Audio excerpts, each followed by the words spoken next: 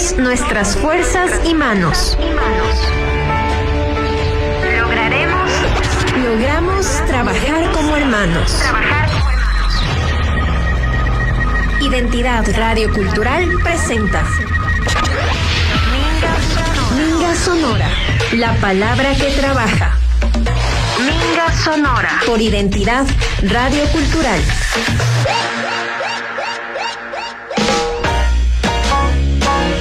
Minga Sonora. Hola queridos amigos de Minga Sonora, la palabra que trabaja. Soy Lili Gavilanes y estaremos los próximos 120 minutos.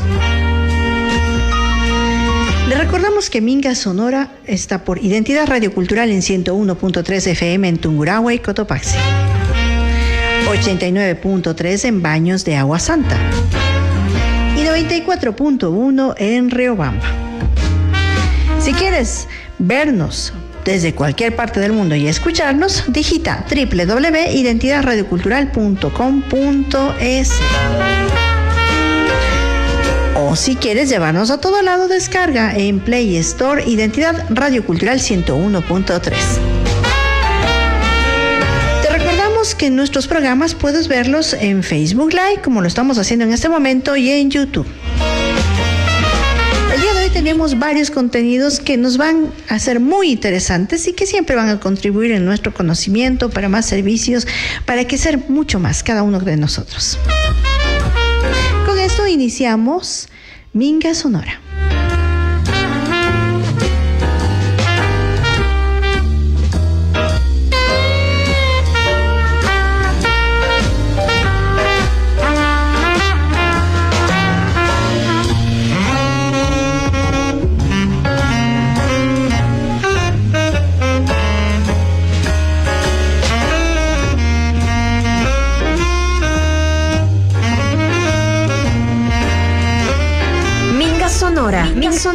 Minga Sonora.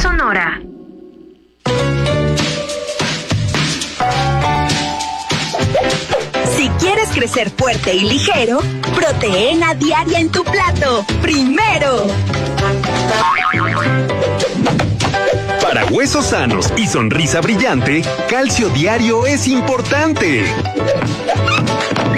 Energía rica, energía sana, para jugar mañana tras mañana.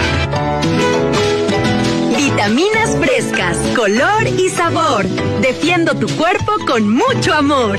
Antioxidantes en cada porción, para crecer con buena nutrición. Pequeña semilla, gran poder. Energía limpia para aprender. Fibra y nutrientes en combinación. Equilibrio real en tu alimentación. Hierro que impulsa tu vitalidad, fuerza y salud de verdad. Proteína buena para crecer mejor, con calidad y con sabor. Comer variado es la mejor decisión. Juntos construimos buena nutrición.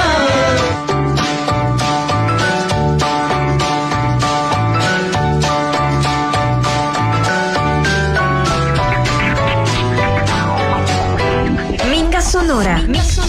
Minga Sonora.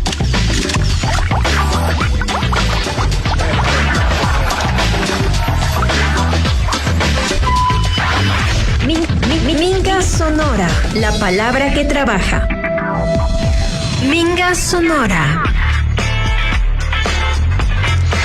Y seguimos aquí en Minga Sonora. El día de hoy vamos a tener algunos contenidos muy interesantes, como el Día Mundial de las Enfermedades Raras. ¿Alguna vez usted ha escuchado las enfermedades raras que pueden padecer algunas personas? No saben qué hacer y hay muchas cosas interesantes por poder aprender.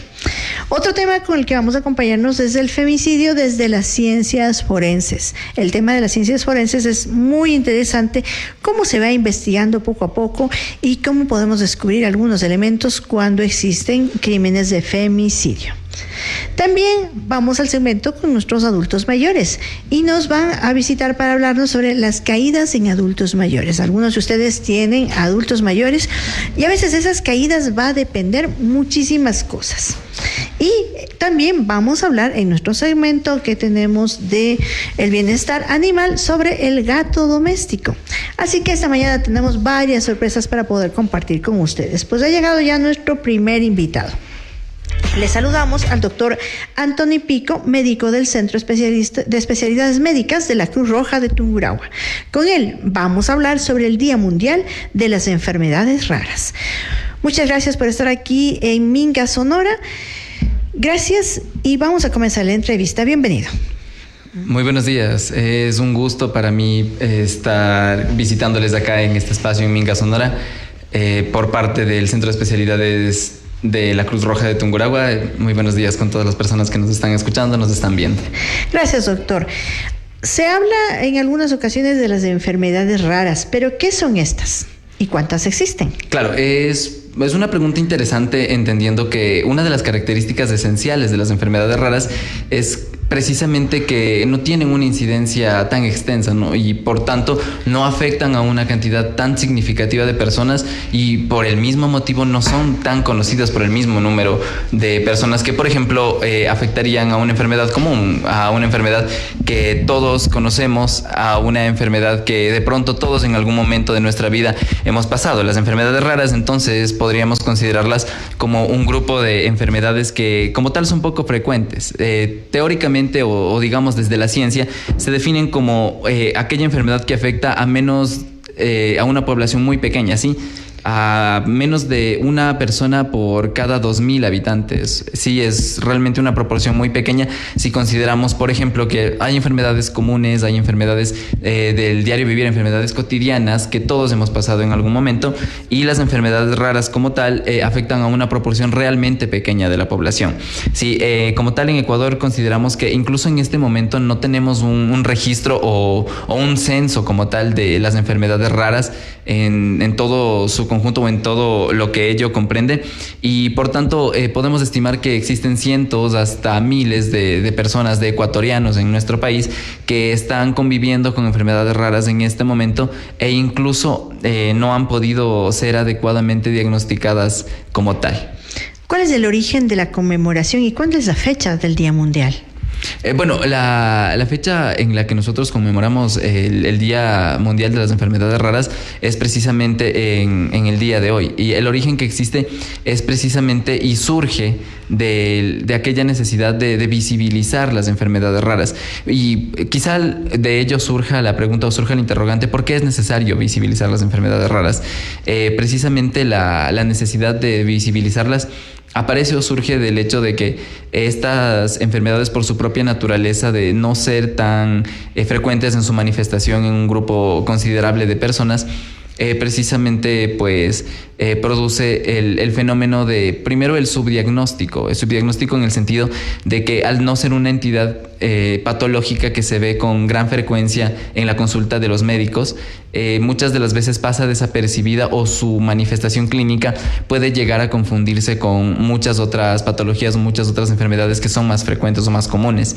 Entonces esto produce y esto nos lleva a que las personas no lleguen a tener un diagnóstico apropiado de una manera oportuna. Las personas pueden pasar muchas veces de consulta en consulta viendo a médicos sin conocer el diagnóstico real que poseen y que está vinculado a estas enfermedades raras. Por otro lado, esta misma necesidad de visibilizar las enfermedades raras también surge o nace de la preocupación y la necesidad de que los tratamientos muchas de las veces están dados por muchas especificidades técnicas y clínicas que producen un problema o una complicación en el tratamiento. Muchas veces hemos escuchado que hay enfermedades raras que requieren el tratamiento con fármacos o con medicamentos extremadamente costosos o extremadamente raros, a los que no se puede acceder simplemente yendo a una farmacia, como de pronto sí para una enfermedad más común. Si yo tengo un cuadro de hipertensión arterial, tengo un cuadro de diabetes,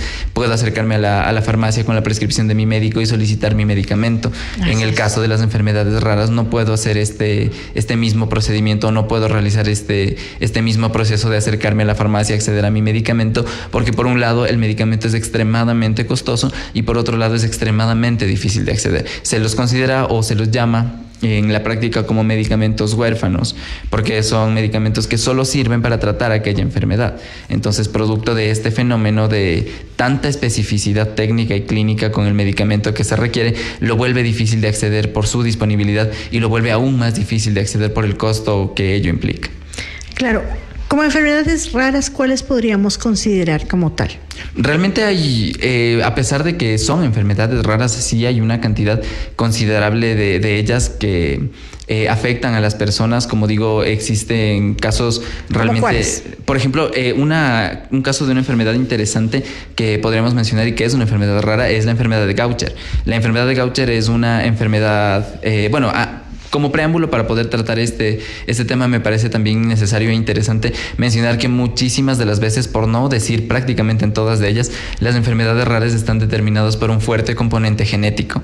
Es decir, no adquiero una enfermedad rara por un tema de hábitos alimenticios, no adquiero una enfermedad rara por un tema de la actividad física, no adquiero una enfermedad rara por motivos de esta naturaleza, sino que las enfermedades raras poseen un fuertísimo componente genético. Sí, es decir, en la mayoría de las ocasiones la enfermedad rara es prácticamente inherente a la genética de la persona, es decir, las personas que poseen enfermedades raras vienen, de alguna manera, digámoslo en términos un poco más digeribles o entendibles, vienen con la enfermedad rara de nacimiento. Sí, entonces la enfermedad de Gaucher como tal, que es un tema interesante de pronto para tocar y abordar en este momento, es un trastorno genético que está dado por la deficiencia a nivel genético de la síntesis de la enzima glucocerebrosidasa, que es como tal una enzima que nos sirve para poder evitar la acumulación de lípidos en tejidos de órganos macizos, de órganos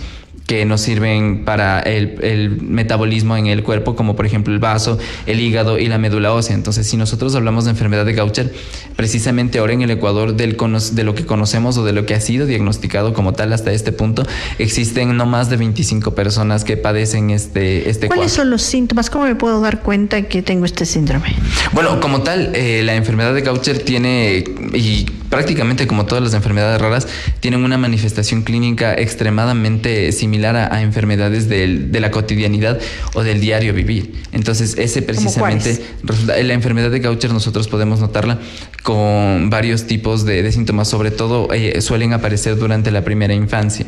Sí, la enfermedad de Gaucher puede presentarse con sintomatología de carácter gastrointestinal. La enfermedad de Gaucher puede presentarse incluso con sintomatología... Cuando hablamos de gastrointestinal, ¿a qué nos referimos? Claro, la enfermedad de Gaucher, en lo que refiere a lo gastrointestinal, puede interpretarse o puede aparecer como manifestaciones, como les digo, prácticamente del diario vivir, de la cotidianidad, que nosotros podemos confundir como una dispepsia, podemos confundir a la enfermedad de Gaucher como prácticamente un cuadro de que se puede incluso imitar o puede asimilarse a una parasitosis intestinal, incluso, que son cosas que prácticamente todos hemos pasado en algún momento, que todos hemos visto en algún momento y pueden llegar a trascender. Sin embargo, si nosotros tenemos un padecimiento muy claro y muy, digamos, definido en lo que es una enfermedad común o una enfermedad aguda, toda esta sintomatología remite, pero cuando hablamos de la enfermedad de Gaucher, por ejemplo, acaba por tener una característica de perdurar en el tiempo y digamos, adquiriendo severidad en el tiempo también. Ya.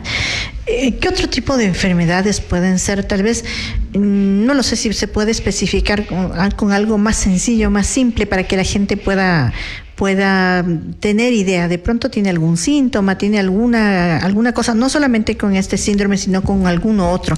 Porque entendamos que el público de pronto no va a entender determinados términos médicos o científicos, sencillamente por decirle: le duele la barriga, le duele el estómago, tiene temperatura. Esas cosas realmente a veces que podemos pasar de largo, porque vamos a decir, sí, tiene infección y no pasa nada.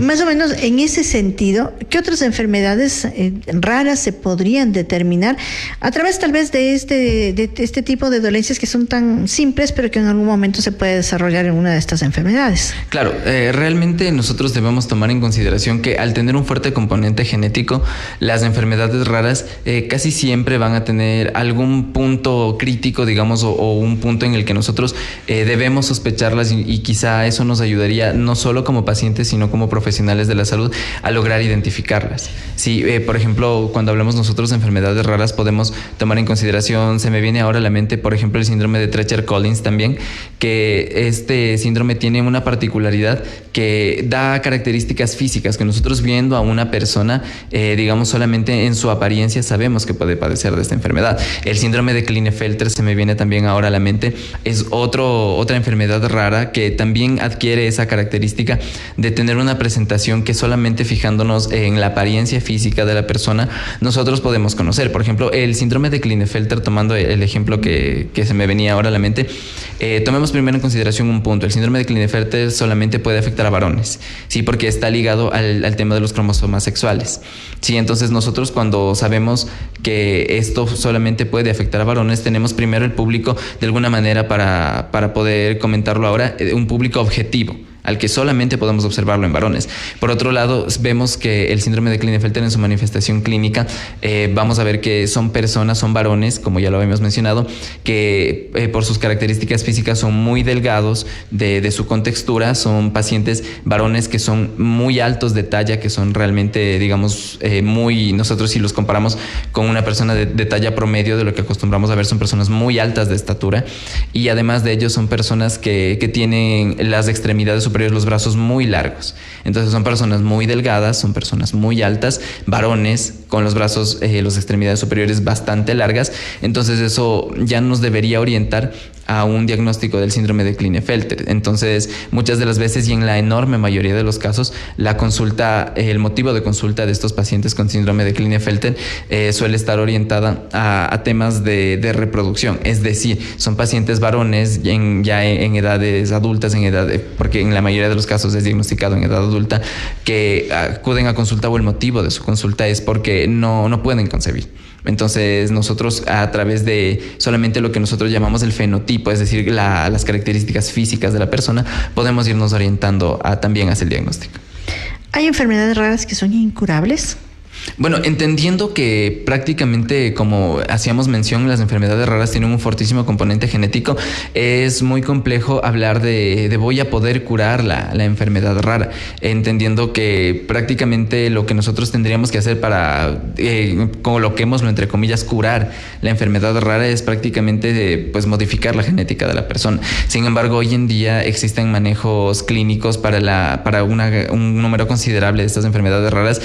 No podemos decir que la totalidad de ellas pueden ser tratadas hoy en día, en la actualidad, porque precisamente esa es otra de las características importantes y que son necesarias de hablar y visibilizar sobre las enfermedades raras, pues es que el mismo hecho de que inciden en una cantidad muy pequeña de individuos o de personas en el mundo, esto también provoca que la investigación enfocada a estas enfermedades también sea algo escasa. Sí, por ejemplo, si nosotros seguro en algún momento de la vida hemos escuchado investigación sobre posibilidades de cura, posibilidades de tratamiento para padecimientos más comunes como el cáncer en varios tipos de manifestación o en órganos que se puede presentar, la infección por el síndrome la infección adquirida por el virus de inmunodeficiencia humana que posteriormente provoca el síndrome de inmunodeficiencia adquirida o SIDA como se lo conoce.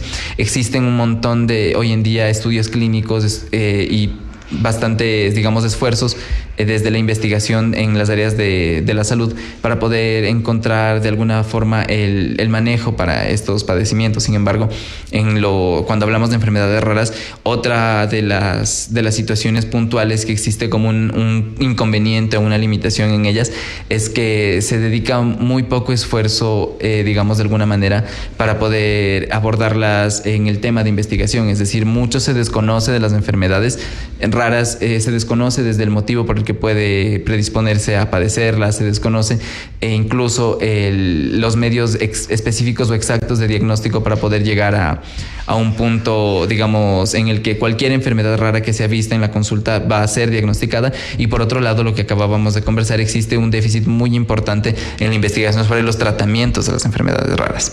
Entonces, por este mismo motivo es que no podemos hablar de alguna manera de la panacea, la cura definitiva de las enfermedades raras, sino que lo que se enfoca es el manejo clínico para evitar que las manifestaciones como tal en síntomas de ellas puedan afectar en la vida diaria de las personas. Es decir, es una especie como un mantenimiento, cómo poderla sostener, podríamos decir, Sí. para que esta no avance. Sí, exactamente. Entendamos a las enfermedades raras y volviendo al mismo punto como un trastorno o una situación, un déficit desde el aspecto genético de las personas. Entonces, lo que se procura y lo que se trata en torno al abordaje de las enfermedades raras en sí es poder evitar que estas manifestaciones clínicas que resultan propias de la enfermedad puedan afectar al estilo de vida o a la calidad de vida de las personas. Por esa razón es la necesidad de que esta sea un diagnóstico temprano y oportuno para que pues tenga menores consecuencias, en pocas palabras. Exactamente. Y bueno, remitámonos también al hecho de que realmente las enfermedades raras como tal casi siempre constituyen una entidad de diagnóstico tardío. ¿Por qué constituye una entidad patológica de diagnóstico tardío? Porque muchas de las veces las personas no acuden a una consulta buscando el diagnóstico de una enfermedad rara como tal. Le mencionaba en principio, a veces son manifestaciones gastrointestinales, a veces son manifestaciones de índole metabólico, a veces como tocábamos van por también, otras dolencias y descubren exactamente, que tienen ese y tipo. muchas de las veces el diagnóstico incluso suele ser incidental. Ya. Entonces, como comentábamos previamente, el tema, por ejemplo, del síndrome de Klinefelter en la enorme mayoría de los casos, el diagnóstico ocurre en hombres adultos en edad reproductiva que acuden a la consulta del médico porque tienen dificultades para concebir. Entonces, esto no ocurre durante la primera infancia, esto no ocurre durante la adolescencia. Sí, a pesar de que las manifestaciones, como hablábamos hace un momento, aparecen desde edades tempranas, sino que el tema es que el déficit en el diagnóstico de las enfermedades raras no ocurre únicamente porque, como mencionábamos antes, puede confundirse con otras entidades patológicas por parte del profesional de la salud, sino porque ocurre que también las personas, el paciente, acude de manera tardía, digamos, de alguna forma, hacia el profesional de la salud para buscar el diagnóstico. Entonces, este es otro inconveniente. Así es. Bueno, en este caso hay personas, como lo comentábamos, personas que van por otro tipo de dolencias y tienen este tipo de diagnósticos, y algunos diagnósticos, si no ha sido detectado oportunamente, puede llegar pues a provocar emocionalmente muchísimas consecuencias. ¿Cómo sería el impacto emocional y el social en pacientes, en familias? Porque es algo como que les cae un balde de agua fría y se encuentran de un momento a otro en otro escenario distinto y en varias ocasiones con pocas posibilidades. Sí, bueno, realmente uno de los enfoques que nosotros debemos tomar en consideración, y es una de las cosas por las que bastante se hace énfasis en el tema de las enfermedades raras, es precisamente lo que he mencionado, no solo un enfoque clínico, no solo un enfoque terapéutico desde el aspecto, digamos, orgánico del sistema, el organismo de la persona, sino que tenemos que forzosamente tomar en consideración el componente social, emocional, afectivo, en el sentido de que estas enfermedades raras, como bien se ha mencionado, muchas de las veces predisponen muchas dificultades, no solo en el diagnóstico, sino en el tratamiento ulterior. Y esto pues va a traer forzosamente algunas situaciones o algunas implicaciones que también pueden resultar complejas. Tomemos nuevamente el ejemplo del síndrome de Klinefelter. Son personas, son varones en edad reproductiva que van a tener esta complicación en el tema de quizá tenían un plan de vida considerado con procrear, con tener hijos, y encontrándose ante la realidad de que, por ejemplo, poseen este padecimiento genético, pues van a encontrarse con la realidad de que aquella situación o el plan de vida de procrear se va a ver alterado. Entonces, es por eso que las enfermedades raras no tienen que ser abordadas solo desde el enfoque clínico, solo desde el enfoque terapéutico, buscando el estado, las medidas de sostén para poder afectar en menor medida los aspectos de la vida de la persona, sino que también tienen que considerarse el abordaje desde la parte emocional, el abordaje desde la parte, psicológica, porque nuevamente, hay que enfatizarlo, muchas de las veces las enfermedades raras o el diagnóstico de las enfermedades raras predispone a un cambio no solamente en el estilo de vida, digamos, cotidiano de hoy, sino que también predispone este cambio en muchas de las veces incluso el plan de vida que viene a posterior de las personas. Entonces, así es, el abordaje tiene que ser fuerte. integral. Sí, exactamente. Es un cambio en muchas ocasiones total. El acceso a tratamientos y medicamentos huérfanos que hablábamos al inicio, claro, es un tema complejo, porque muchos de ellos, por supuesto, son enfermedades raras que no son comunes, de acceso común, pero que significa una inversión económica bastante fuerte. ¿Qué puede hacer una persona que tiene una enfermedad rara o dónde puede acudir o qué se puede hacer para poder lograr el objetivo de obtener este tipo de tratamientos cuando a veces el tema económico no es el más favorable?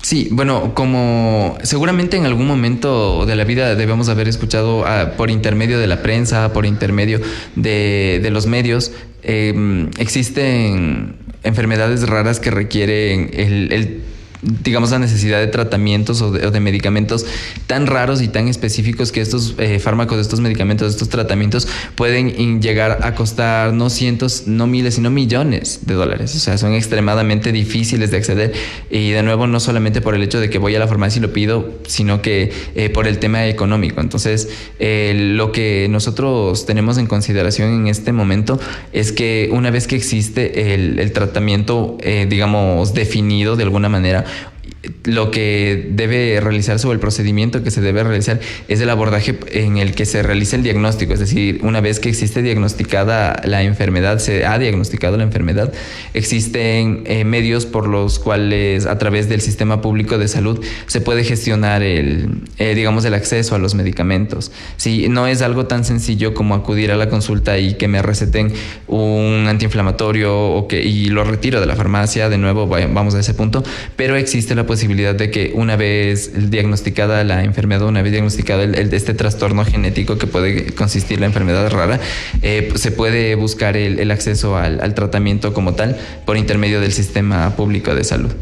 Bueno, a raíz de una enfermedad rara también se van desencadenando otro tipo de dolencias, de enfermedades en algunos de los casos. ¿Eso es real? Sí, bueno, como tal, muchas de las veces las enfermedades raras son solamente, el diagnóstico de ellas puede consistir la puerta de entrada para todo lo que consiste o todo lo que viene después, en el sentido de que retomemos el mismo ejemplo del que habíamos estado conversando. Las personas que padecen, por ejemplo, del síndrome de Klinefelter acuden consultando porque no pueden concebir. Y sin embargo, ese no va a ser la única complicación o no va a ser la única implicación clínica que estas personas van a poseer posterior al diagnóstico. Entonces, en aquel sentido es muy importante que tengamos, digamos, una visión como profesionales de la salud mucho más amplia de que la enfermedad rara no consiste únicamente en el motivo de la consulta. Sí, muchas de las veces la enfermedad rara conlleva muchas otras implicaciones, muchas otras situaciones que son necesarias de abordar, situaciones de diagnóstico clínico que tienen que ser consideradas. Entonces, digamos que de alguna manera el diagnóstico inicial de la enfermedad rara es, y de nuevo y repito, sirve como una puerta de entrada para poder luego considerar todas las implicaciones clínicas, porque si bien es cierto, las personas no conocen, o el paciente que padece la enfermedad rara no conoce todo lo que va a implicar el diagnóstico de su enfermedad, nosotros desde el punto de vista clínico, desde el punto de vista científico, conocemos que el diagnóstico de una enfermedad como tal conlleva a la necesidad de indagar la posibilidad de que se padezcan muchas otras entidades patológicas o que digamos que al poseer el diagnóstico de una enfermedad rara, nosotros como profesionales de la salud... ¿Puede ser un detonador? Yo consideraría que antes que ser un detonador, las enfermedades raras tienen que ser el motivo por el que debemos indagar, porque muchísimas de las veces, en la enorme mayoría de los casos, las entidades patológicas o los padecimientos ya están instalados en el paciente al momento del diagnóstico de la enfermedad rara, y únicamente lo que nosotros debemos hacer es considerar todo lo que viene, digamos, o todo lo que conlleva el diagnóstico de la enfermedad rara para poder, digamos, seguirlo indagando, como mencionaba en un principio, y poder llegar al diagnóstico preciso de todos los padecimientos que pueden venir después o que pueden venir, digamos, de la mano con el diagnóstico de la enfermedad rara. Bueno, este tema de las enfermedades raras se ha ido desarrollando cada vez más, hay más casos. ¿Qué dice la legislación en cuanto a las personas que sufren estas enfermedades raras? Pensando en que son personas vulnerables ya de por sí por la enfermedad, que están vulnerables porque muchas tienen que dejar de trabajar para dedicarse realmente a tratarse, y también el tema económico, porque son tratamientos extremadamente caros. Entonces, ¿cómo la legislación trata estos casos, o todavía no hay algo concreto? Bueno, verdaderamente lo que nosotros debemos en ese sentido tomar en consideración es que, por una parte, y primero, las enfermedades raras poseen un fuerte componente de nuevo genético. Entonces, no es imposible que una persona que padeció una enfermedad rara pueda de alguna manera heredar la predisposición genética a que alguien en su línea familiar la padezca después. Sí, entonces debemos considerar que la enfermedad rara no es un punto de partida y de fin en la misma persona, sino que es algo que pudo haber venido de antes, incluso si no fue diagnosticado, y que puede ir para después. Entonces, partiendo por ahí, nosotros debemos tomar en consideración que las personas que poseen enfermedades raras, las personas que poseen también enfermedades catastróficas, son consideradas dentro de la legislación como grupos de atención prioritaria, ¿sí? Y sin embargo, existe todavía una necesidad de poder ahondar bastante en cómo la legislación o cómo toda la parte jurídica puede proteger o puede facilitar el tratamiento de las personas. Nosotros conocemos que la Constitución de la República, por ejemplo, establece el derecho al acceso a la salud, y es un derecho inalienable que todas las personas, absolutamente todas las personas, poseen y poseemos. Y sin embargo, muchas de las veces el inconveniente no radica tanto en qué medida está, digamos, especificado esta situación o este tema de las enfermedades raras en la legislación o en la jurisprudencia, sino que radica en todas las dificultades técnicas que supone el acceso a los tratamientos y el acceso a como tal, incluso al diagnóstico, porque entendiendo que las enfermedades raras poseen este fuerte componente genético, muchas de las veces para el mismo diagnóstico se requiere instrumentos, poco comunes, que no son utilizados en la mayoría de los pacientes, y eso también predispone o presupone una dificultad para el manejo de estas. Entonces, si bien es cierto, existe, mecanismos de alguna manera jurídicos que están establecidos en la legislación nacional, existe también la necesidad de ahondar más en ellos, existe la necesidad de poder establecer más y mejores mecanismos que puedan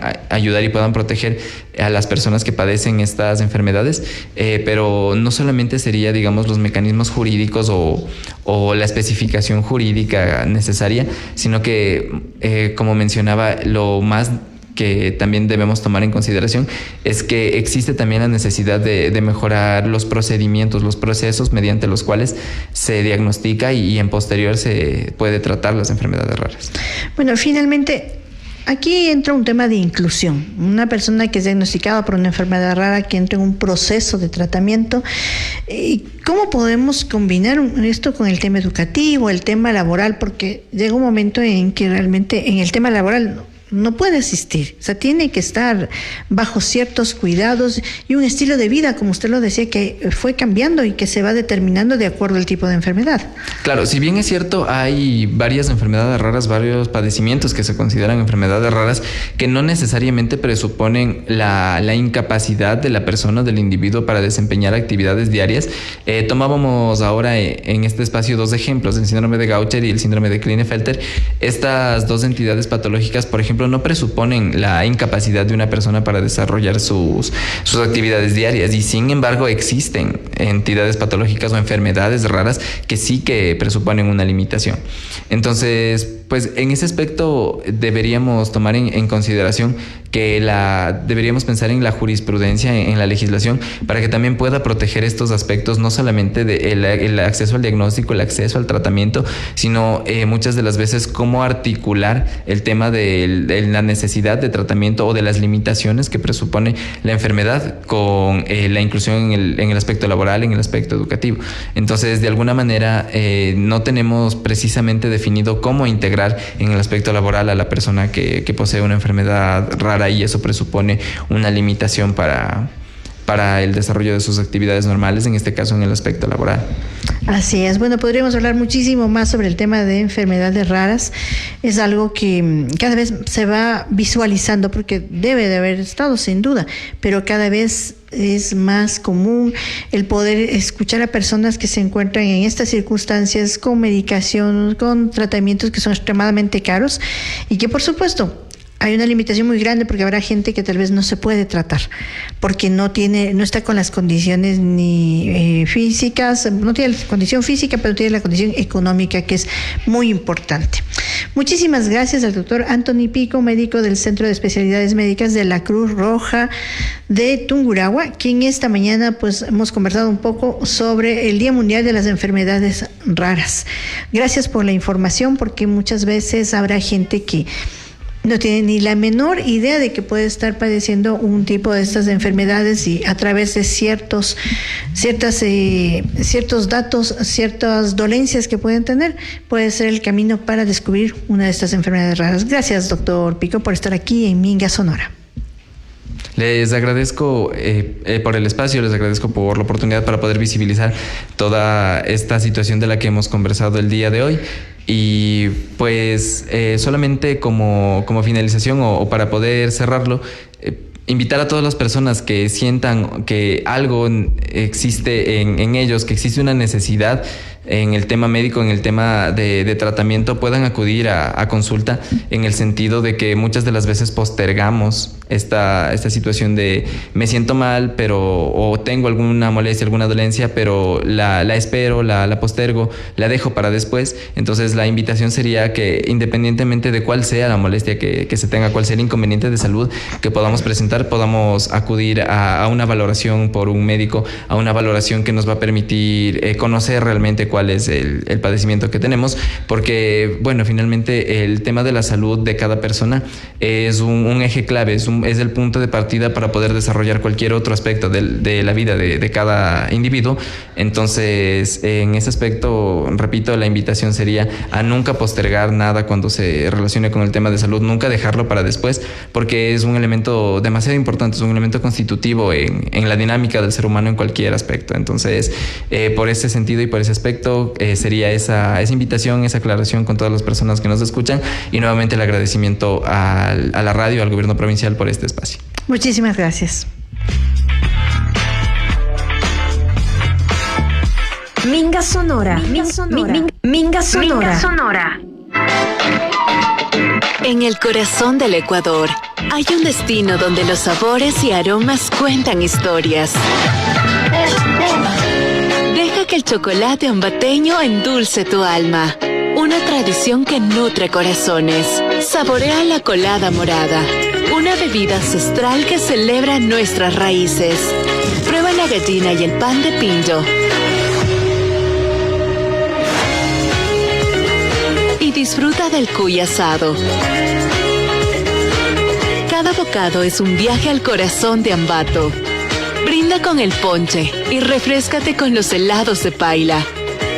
Disfruta de los yapingachos preparados con amor y dedicación.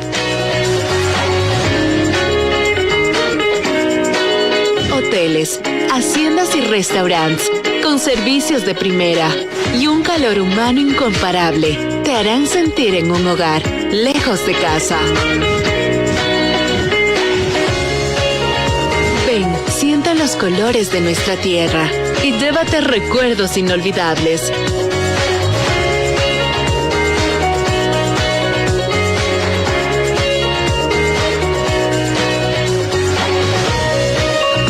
Ambato es tu destino. Ambato son los colores de nuestra tierra. Una tierra llena de magia y autenticidad que cautiva a millones.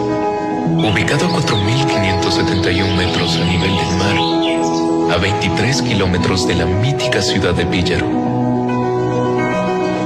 Abre paso a un mundo lleno de paisajes exóticos, ríos, lagunas, cerros y montañas.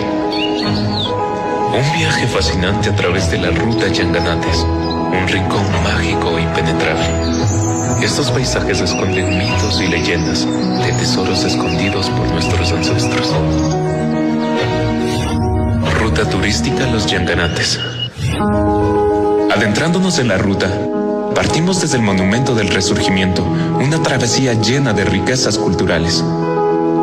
Para poder tener acceso a esta área protegida lo podemos hacer de dos vías. La primera, que viene desde la ciudad de Píllaro, San Andrés, pasando por la parroquia de San José de Pualó hasta la guardianía de Sufopamba, y la segunda, que viene desde la ciudad de Salcedo, pasando por Guapante y San José de Pualó. En el transcurso de la travesía encontraremos al complejo El Porvenir, un atractivo turístico para la familia y amigos. Su principal encanto radica en la pesca deportiva, las artesanías y su incomparable gastronomía.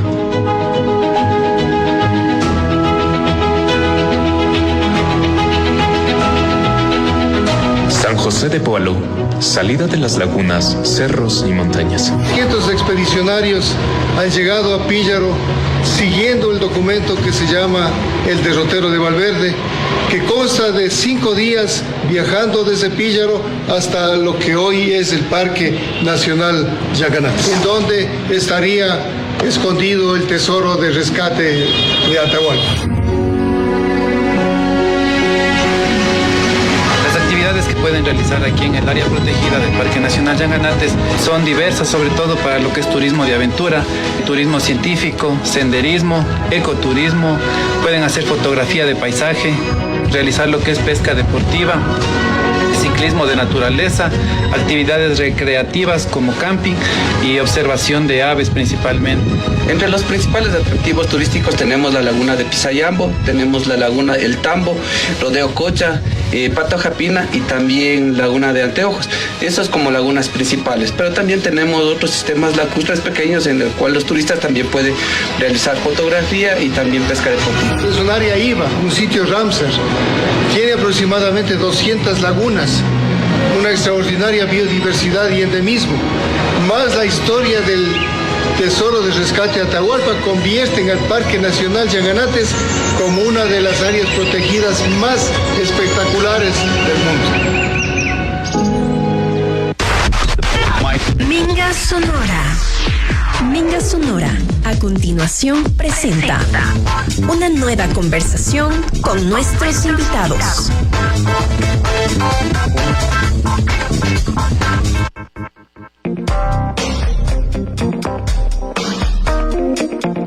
Minga Sonora. Y seguimos aquí en Minga Sonora, la palabra que trabaja. La vida empieza cada 5 minutos. Siempre tenemos la posibilidad de replantearnos, reformularnos la vida. Y no debemos olvidarnos y frustrarnos, porque todos podemos cometer errores. Lo más importante es poderse levantar. Hoy tenemos un tema súper interesante. Les pedimos que ponga mucha atención. Usted está conduciendo, está manejando, está en el hogar, en la cocina, está en la oficina. ¿Pero alguna vez usted ha escuchado sobre el femicidio desde las ciencias forenses? Escuchamos muchísimo el tema de femicidio. Los índices pues cada vez van creciendo más. Y aquí tenemos un especialista muy importante como es el psicólogo clínico Miguel Guzmán Ayo, a quien le damos la bienvenida. Muy buenos días y bienvenido a Minga Sonora. Muchas gracias por la entrevista. Aquí estamos a las órdenes. Perfecto. ¿Cómo podemos conceptualizar el tema del femicidio? Y vamos a ver cómo esa diferencia entre tipos de homicidio. Bueno, hay que recordar que antes no se tipificaba el femicidio, antes del 2008 se lo consideraba nada más como un homicidio nada más. A partir del 2008 en adelante, con la nueva Constitución, se tipifica con la terminología de femicidio, que es un gran avance, sobre todo por el hecho mismo de cometer el acto de la muerte hacia una mujer. Y esto de una u otra manera ha generado pues una cuestión no solo de debate, sino de análisis importante. Entonces, hoy en día el femicidio se lo cataloga según el artículo 141 y 142 del Código Orgánico Integral Penal para considerarlo como tal. Hay una gran diferencia entre homicidio y femicidio. Yo siempre les digo a mis estudiantes, es por el agravante, por la muerte, por la forma, por la premeditación, porque puede ser básicamente decir un homicidio, ¿no es cierto? Crear el homicidio y esto, no, pero tiene que ver por la forma, la agresión, la situación como fue la violencia sistemática, la violencia estructurada por parte del victimario hacia la víctima, que ha sido años o meses, pero ha sido un proceso constante de agresión, de violencia. Entonces, ahí se tipifica como tal más del agravante, que inclusive no solo es la muerte de la mujer, sino también el hecho de, por ejemplo, esconder el cadáver, el de realizar algún tipo de situaciones que se involucren a no estar cerca del cadáver, sino de esconderlo, por ejemplo, ¿no? ¿Ya? ¿Cuál sería el rol de la medicina legal en la determinación de las causas, las formas de la muerte de un femicidio? Sí, bueno, desde las ciencias forenses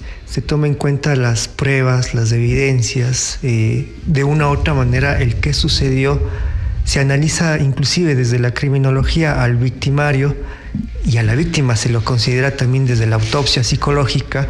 Se considera también las evidencias que pueden ser factibles, físicas, químicas, si hay la situación sexual, inclusive se coteja toda esa información para conocer qué es lo que pasó con la víctima y cuáles son las probabilidades de que el sujeto tenga una sentencia, una penalización por el acto criminal que ha realizado.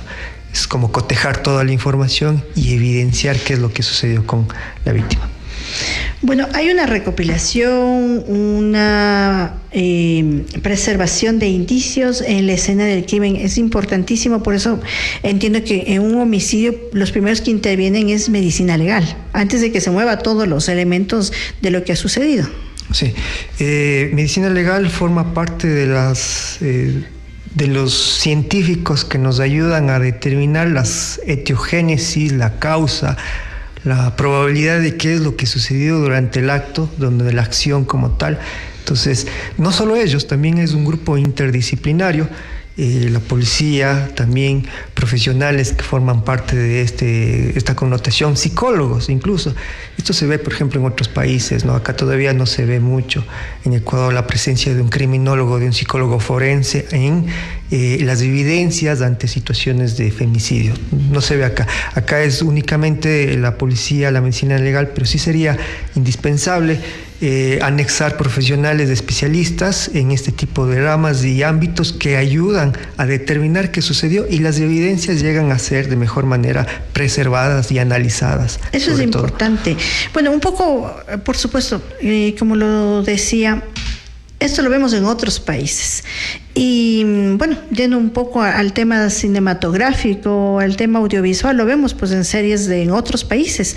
Todo el detalle de especialistas que van examinando en cada una de las escenas del crimen, y que son cosas a veces pero tan necesarias, porque tal vez bastaría una de ellas en esa investigación para determinar el causante o las razones de lo que ha tenido por el tema del homicidio. Claro, e inclusive las ciencias forenses apareció hace muchos años, ¿no? Acá en Ecuador recién todavía estamos iniciando esta connotación del estudio. Estamos hablando de unos 20, 15 años aproximadamente. No se escuchaba esto de las ciencias forenses, muy poco. Ahora sé que hay especialistas, hay mucha gente que se está especializando y que el conocimiento de afuera lo está trayendo acá. Ahora también depende de la política, de la administración, de la situación gubernamental de cada ciudad, de cada país, para incorporar personas involucradas de las ciencias forenses. Todavía nos falta mucho más acá en el país. Sí, inclusive también se cree y se piensa que este estudio es únicamente para la policía criminalística, Policía Nacional, nada más. Pero también hay personas que no forman parte de las unidades policiales que estudian y que se involucran. O sea, parte de una investigación privada. Claro, claro. Así es. En el análisis, ¿qué tan importante es el análisis de las lesiones, el análisis de los patrones de la violencia de género para poder determinar si esta fue violencia de género? Claro. Bueno, el femicidio es como el desenlace de un proceso sistemático, como decía al inicio, y el proceso sistemático es la violencia de género, es la agresión, el maltrato. O sea, es como lo que desemboca de todo aquello es el femicidio. Muchas veces la mujer, al ser una persona vulnerable ante todas las circunstancias de la vida, está sujeta a ciertas cuestiones de control y de poder y de cuestiones patriarcales, en donde existe la agresión, el maltrato físico, psicológico, sexual e inclusive hasta patrimonial. El dinero, por ejemplo, forma parte también de una forma de violencia. Entonces, ¿Qué tan importante conocer este tipo de lesiones? Porque ya nos da una luz y dice, no, pues todo esto es producto de una cuestión de agresión, de maltrato, de situaciones violentas que ha suscitado durante un tiempo prolongado o corto en el noviazgo, por ejemplo, en el matrimonio, por ejemplo, y no solo ahí, también en cuestiones familiares, etcétera. Entonces, eso ya nos da la clara sospecha de que el femicidio fue un proceso sistemático, estructurado inclusive, fundado por una identidad colectiva, cultural, por una serie de creencias personales por parte del hombre hacia la mujer, que le dice, por ejemplo, verbalmente, le dice, tú eres mía, ¿no? No puedes salir porque solo conmigo vas a salir a la discoteca, o no te debes vestir de tal manera. Entonces ya son creencias o cuestiones establecidas en el rol masculino que ha ido generando este tipo de comportamientos y cuya desenlace es el asesinato, es el femicidio, ¿no? Así es. Bueno, cuando hablamos de la cadena de la custodia en el proceso de investigativo, ¿a qué nos referimos? Bueno, la cadena de custodia implica preservar, resguardar, almacenar y en el mayor de los casos investigar todas esas pruebas para condenar, nosotros no condenamos, pero sí entregamos el informe adecuado para que el juez determine la posibilidad de que es un acto criminal. Entonces, implica reservar toda la información e investigar como tal. Es como cuando se realiza una investigación de tesis, ¿no? Claro. Es un antecedente, los antecedentes previos del sujeto, si en el caso del victimario, qué es lo que sucedió, en el caso de psicología, qué sucedió durante su infancia, qué pasó durante la adolescencia. Hay casos que, por ejemplo, he estado trabajando, que en medios sociales ya se los ha visto, que alrededor de 4 años he estado trabajando con casos de Quito, de María Belén Bernal, por ejemplo. Eso es común de toda la colectividad, que ya se lo sabe. Entonces, en este caso se recaba información previa de la persona, cómo es, cómo era, su personalidad, su conducta. Eso también es un indicio, eso también es una forma de que psicológicamente el sujeto estaba ya construido, desarrollado para poder generar este tipo de comportamientos de amedrentación hacia la víctima, de manipulación, de violencia. Probablemente no sea solo violencia física, sino también psicológica, verbal. Entonces, eso también son una forma de generar un resguardo de ciertas cadenas de custodia a nivel psicológico y a nivel forense, porque nosotros trabajamos con cuestiones psíquicas y mentales. El médico forense lo hace con relación a cuestiones físicas, químicas, más objetivas, por así decirlo. Claro. Pero el psicólogo tiene que ver las formas posibles para que todo eso sea analizado, como el test de personalidad, su conducta, sus rasgos de cómo actúa frente a las otras personas, cómo era de niño, cosas que forman parte de los antecedentes previos de la persona a nivel psicológico y psiquiátrico, en el caso de que ¿puede haber un perfil criminal en alguna persona que tal vez ni siquiera puede aparentemente hacerlo, sino que es algo como que se va cocinando por dentro desde, qué sé yo, ciertos aspectos, experiencias que ha pasado en su infancia, en su juventud, y que va mostrando como una forma, digamos, una persona, podríamos decir, normal, común y corriente, pero que en un momento se detona y puede terminar justamente en un asesinato, en un femicidio? Bueno, hay una cosa interesante con el femicidio. No son personas enfermos mentales, por así decirlo. Existen dificultades de la personalidad, del controlar de los impulsos y el comportamiento. La enfermedad mental, el trastorno mental es otra cosa, ¿no? En este caso, hay la probabilidad de que se genere cierto perfil, o sea, como que se va moldeando de a poco cierta característica que depende mucho de la crianza, y no solo de eso, depende mucho de cómo ve el mundo y cómo trata de involucrarse de manera social. Por ejemplo, el niño que comienza a agredir a las mascotas, por ejemplo, al que no tiene empatía por el resto, que comienza a tener cierto comportamiento agresivo, que comienza a tener juegos piromaniales con cuestiones de fuego, cosas así, características impulsivas, comportamientos delictivos. Inicia con cuestiones delictivas y después con cuestiones criminales, en algunos de los casos. Pero hay otros femicidas, por así decirlo, que no es que se construyen así, sino que han sido femicidios impulsivos, que ante una situación exacerbada, por su personalidad exacerbada, comete el acto delictivo en ese momento. Es como cuando nosotros tenemos muchísimas iras, ¿no? Entonces resulta que por una situación adversa se coge un arma de fuego o alguna cuestión, asesina a otra persona. Entonces es algo muy impulsivo, no muy controlado. Entonces, pero también debe haber con la característica de que exista una relación familiar o una relación de pareja con maltrato, con agresión. O sea, debe haber una situación de esto para que sea sistemático y estructurado en la relación. O sea, es impulsivo, sí, pero con las características antes mencionadas.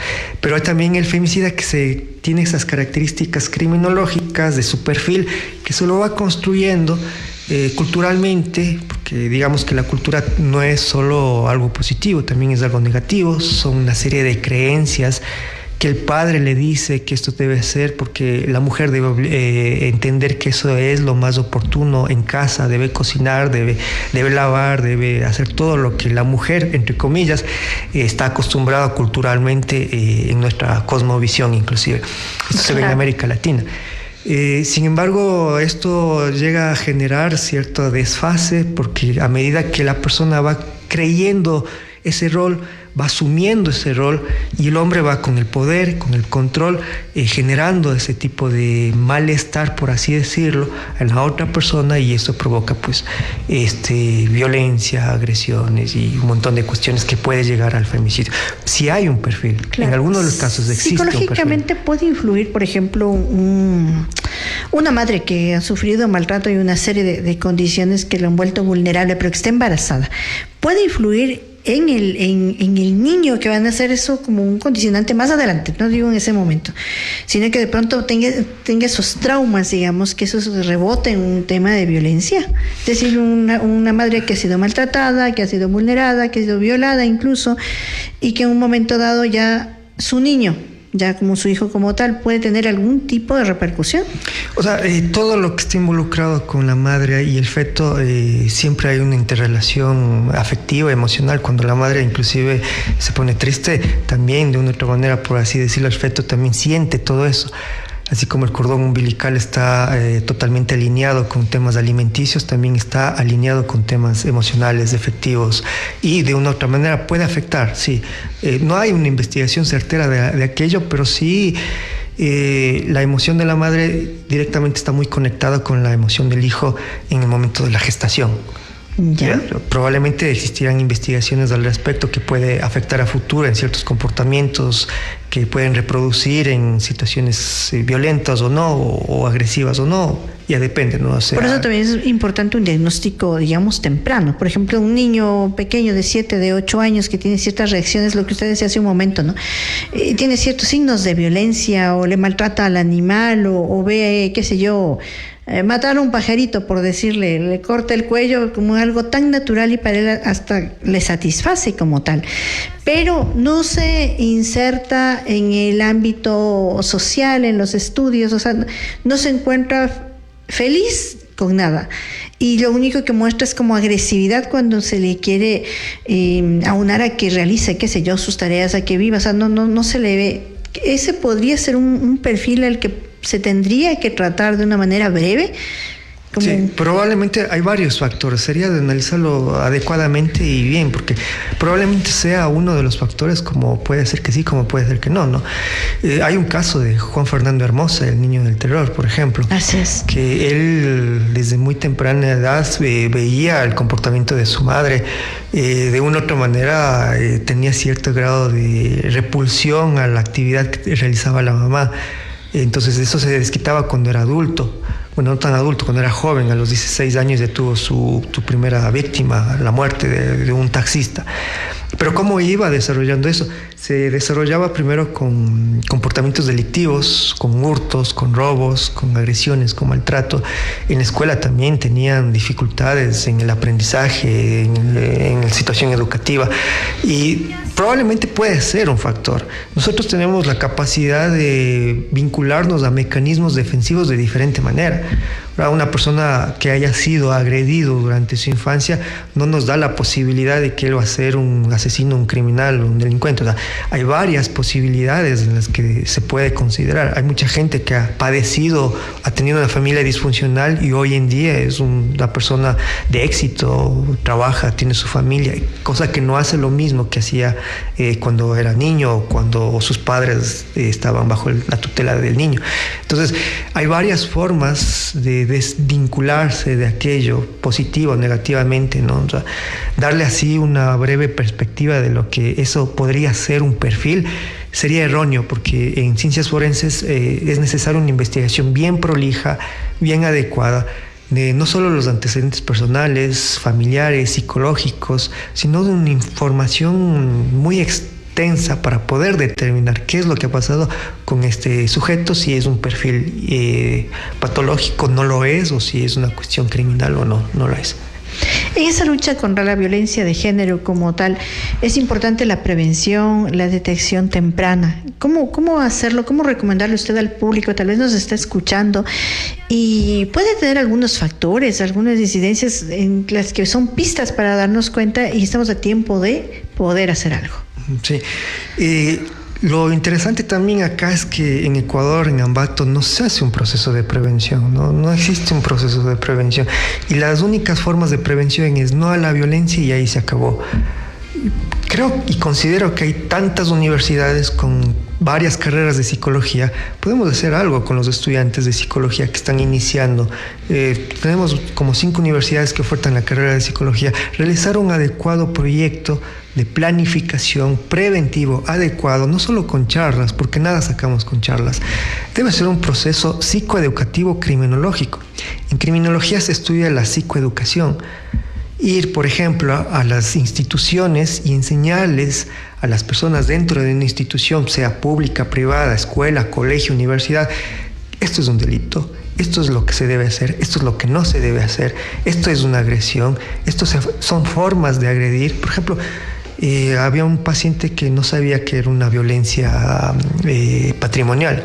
¿Cómo se da? Y eso es una forma de violencia que se da generalmente acá, tanto el hombre o la mujer, pero generalmente se ve en el hombre, de que, bueno, yo tengo mis hijos y resulta que yo no le voy a dar el dinero a mis hijos porque no tengo ese interés por darles el dinero a aquellos, o no le doy el dinero a mi esposa por situaciones adversas. Entonces, eso es una forma de violencia. Privar cierta cuestión patrimonial, económica, a una mujer, a otra persona, bueno, no necesariamente mujer, es también una forma de violencia. Entonces hay que psicoeducar, hay que educar en cuestiones de lo que es, una cosa es delito, otra cosa es un crimen, una cosa es una norma, otra cosa es una ley, desde instancias primerizas, desde los 7, 8 años, que el niño ya tiene más conciencia de la realidad de donde se encuentra, claro. Más real. Realmente a nivel educativo en los colegios, en las instituciones educativas como tal, sí sería importante el poder tener como este referente de que ellos pueden identificar qué es violencia y qué no. ¿Por qué?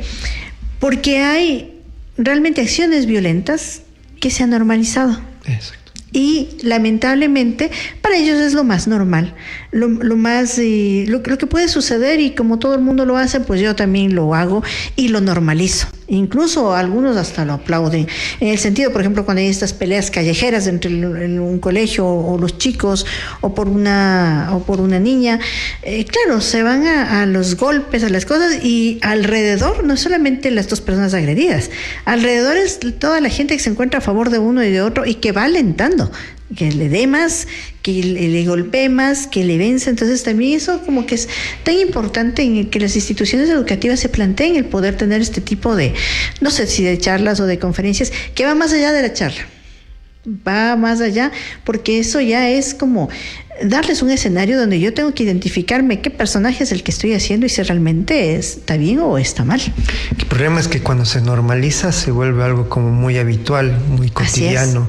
Y esa es la situación. A mayor cuestiones normativas, más conflictos a nivel de criminalidad existe.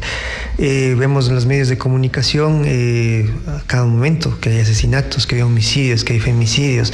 Ya la persona llega a hartarse de eso, inclusive llega, dice, bueno, es parte de la ciudad, ¿no? Se es parte acostumbra de la provincia, a mirar, ¿no? escuchar, y es otro más. Y eso no debería ser así.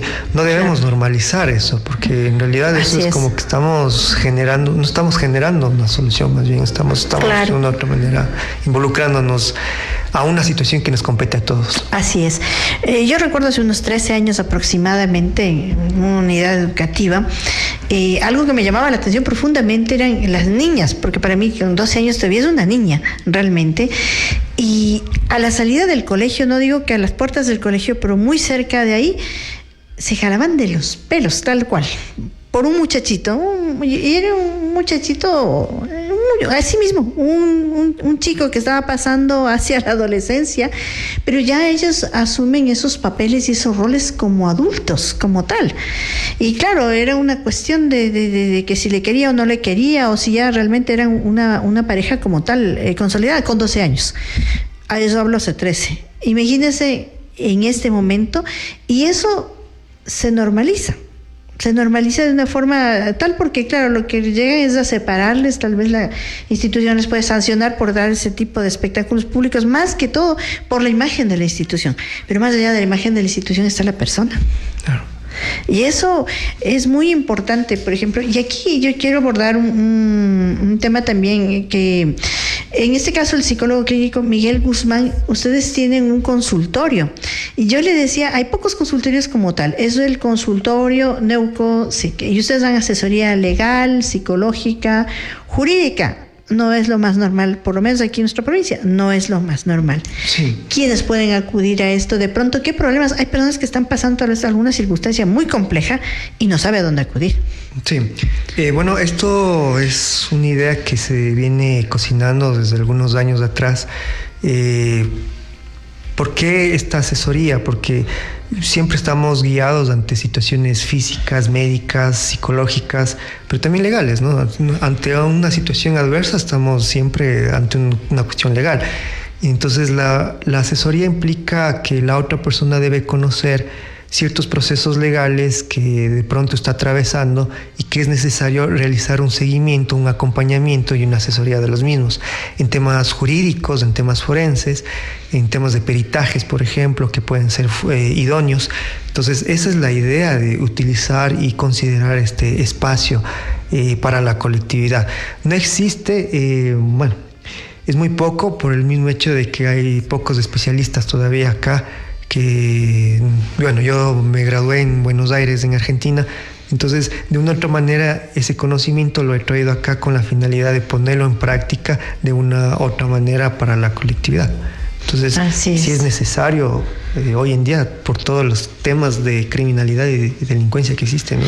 Y no solo eso, sino situaciones civiles, administrativas en el plano legal, que también se da, en el plano también relacionado con la violencia física, psicológica, en violencia en menores de edad y cosas así, que hay que tomarlo con pinzas y hay que tener mucho cuidado en este tipo de situaciones, y por eso estamos asesorados con varios profesionales en el ámbito jurídico también sobre aquello.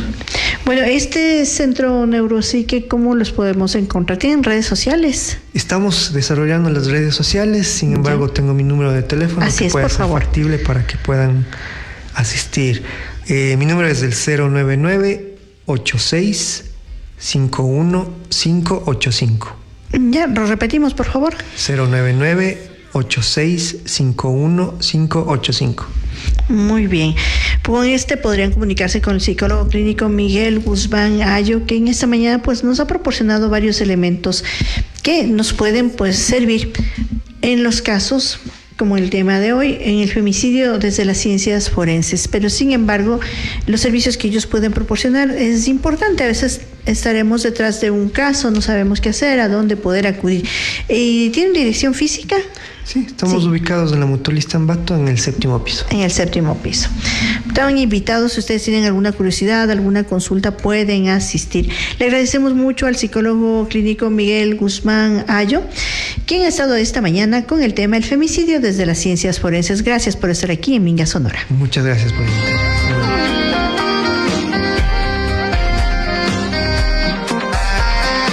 Minga Sonora. Minga Sonora. Minga Sonora. Dicen que donde hubo fuego, también nace vida. 9 cantones nacidos del volcán te invitan a sentir su fuerza. Sabores con memoria, que no solo se comen, se heredan. Fiesta que brota como lava, imparable, viva, ancestral. Manos que visten a un país entero, hilo a hilo, historia a historia. Aromas de tierra fértil que se transforman en manjares inolvidables. Un destino para caminarlo, reírlo, sentirlo con el alma. Calzado que pisa fuerte, hecho por gente resiliente. Aventura que ruge como el volcán y estremece hasta el corazón. Arte que florece entre barro, palma y tradición. Cocina que reconforta, que emociona, que nunca se olvida. Del fuego nace la vida. Tungurahua, 9 cantones, una sola fuerza que arde y florece.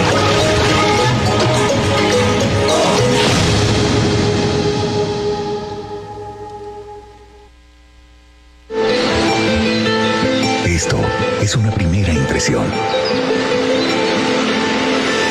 Olores que te hacen mover. Texturas que te hacen sentir. Aromas que puedes saborear. Pasión fusionada con talento. Historia e identidad que se abre a cada pasión. Porque somos el mundo dentro de otro mundo. Somos todo y mucho más. Somos turismo. Vive Tungurahua.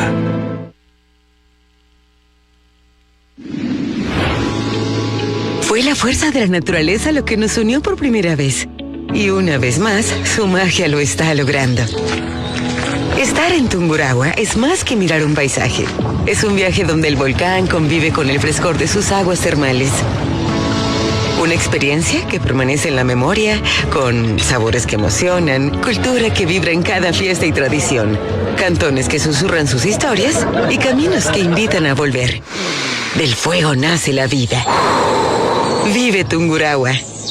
Honorable Gobierno Provincial de Tungurahua. Nada mejor que juntos aprender a disfrutar cada día. Los detalles que hacen este día inolvidable. Inolvidable. Porque la vida es hoy. Es tiempo de disfrutar una vida a plenitud.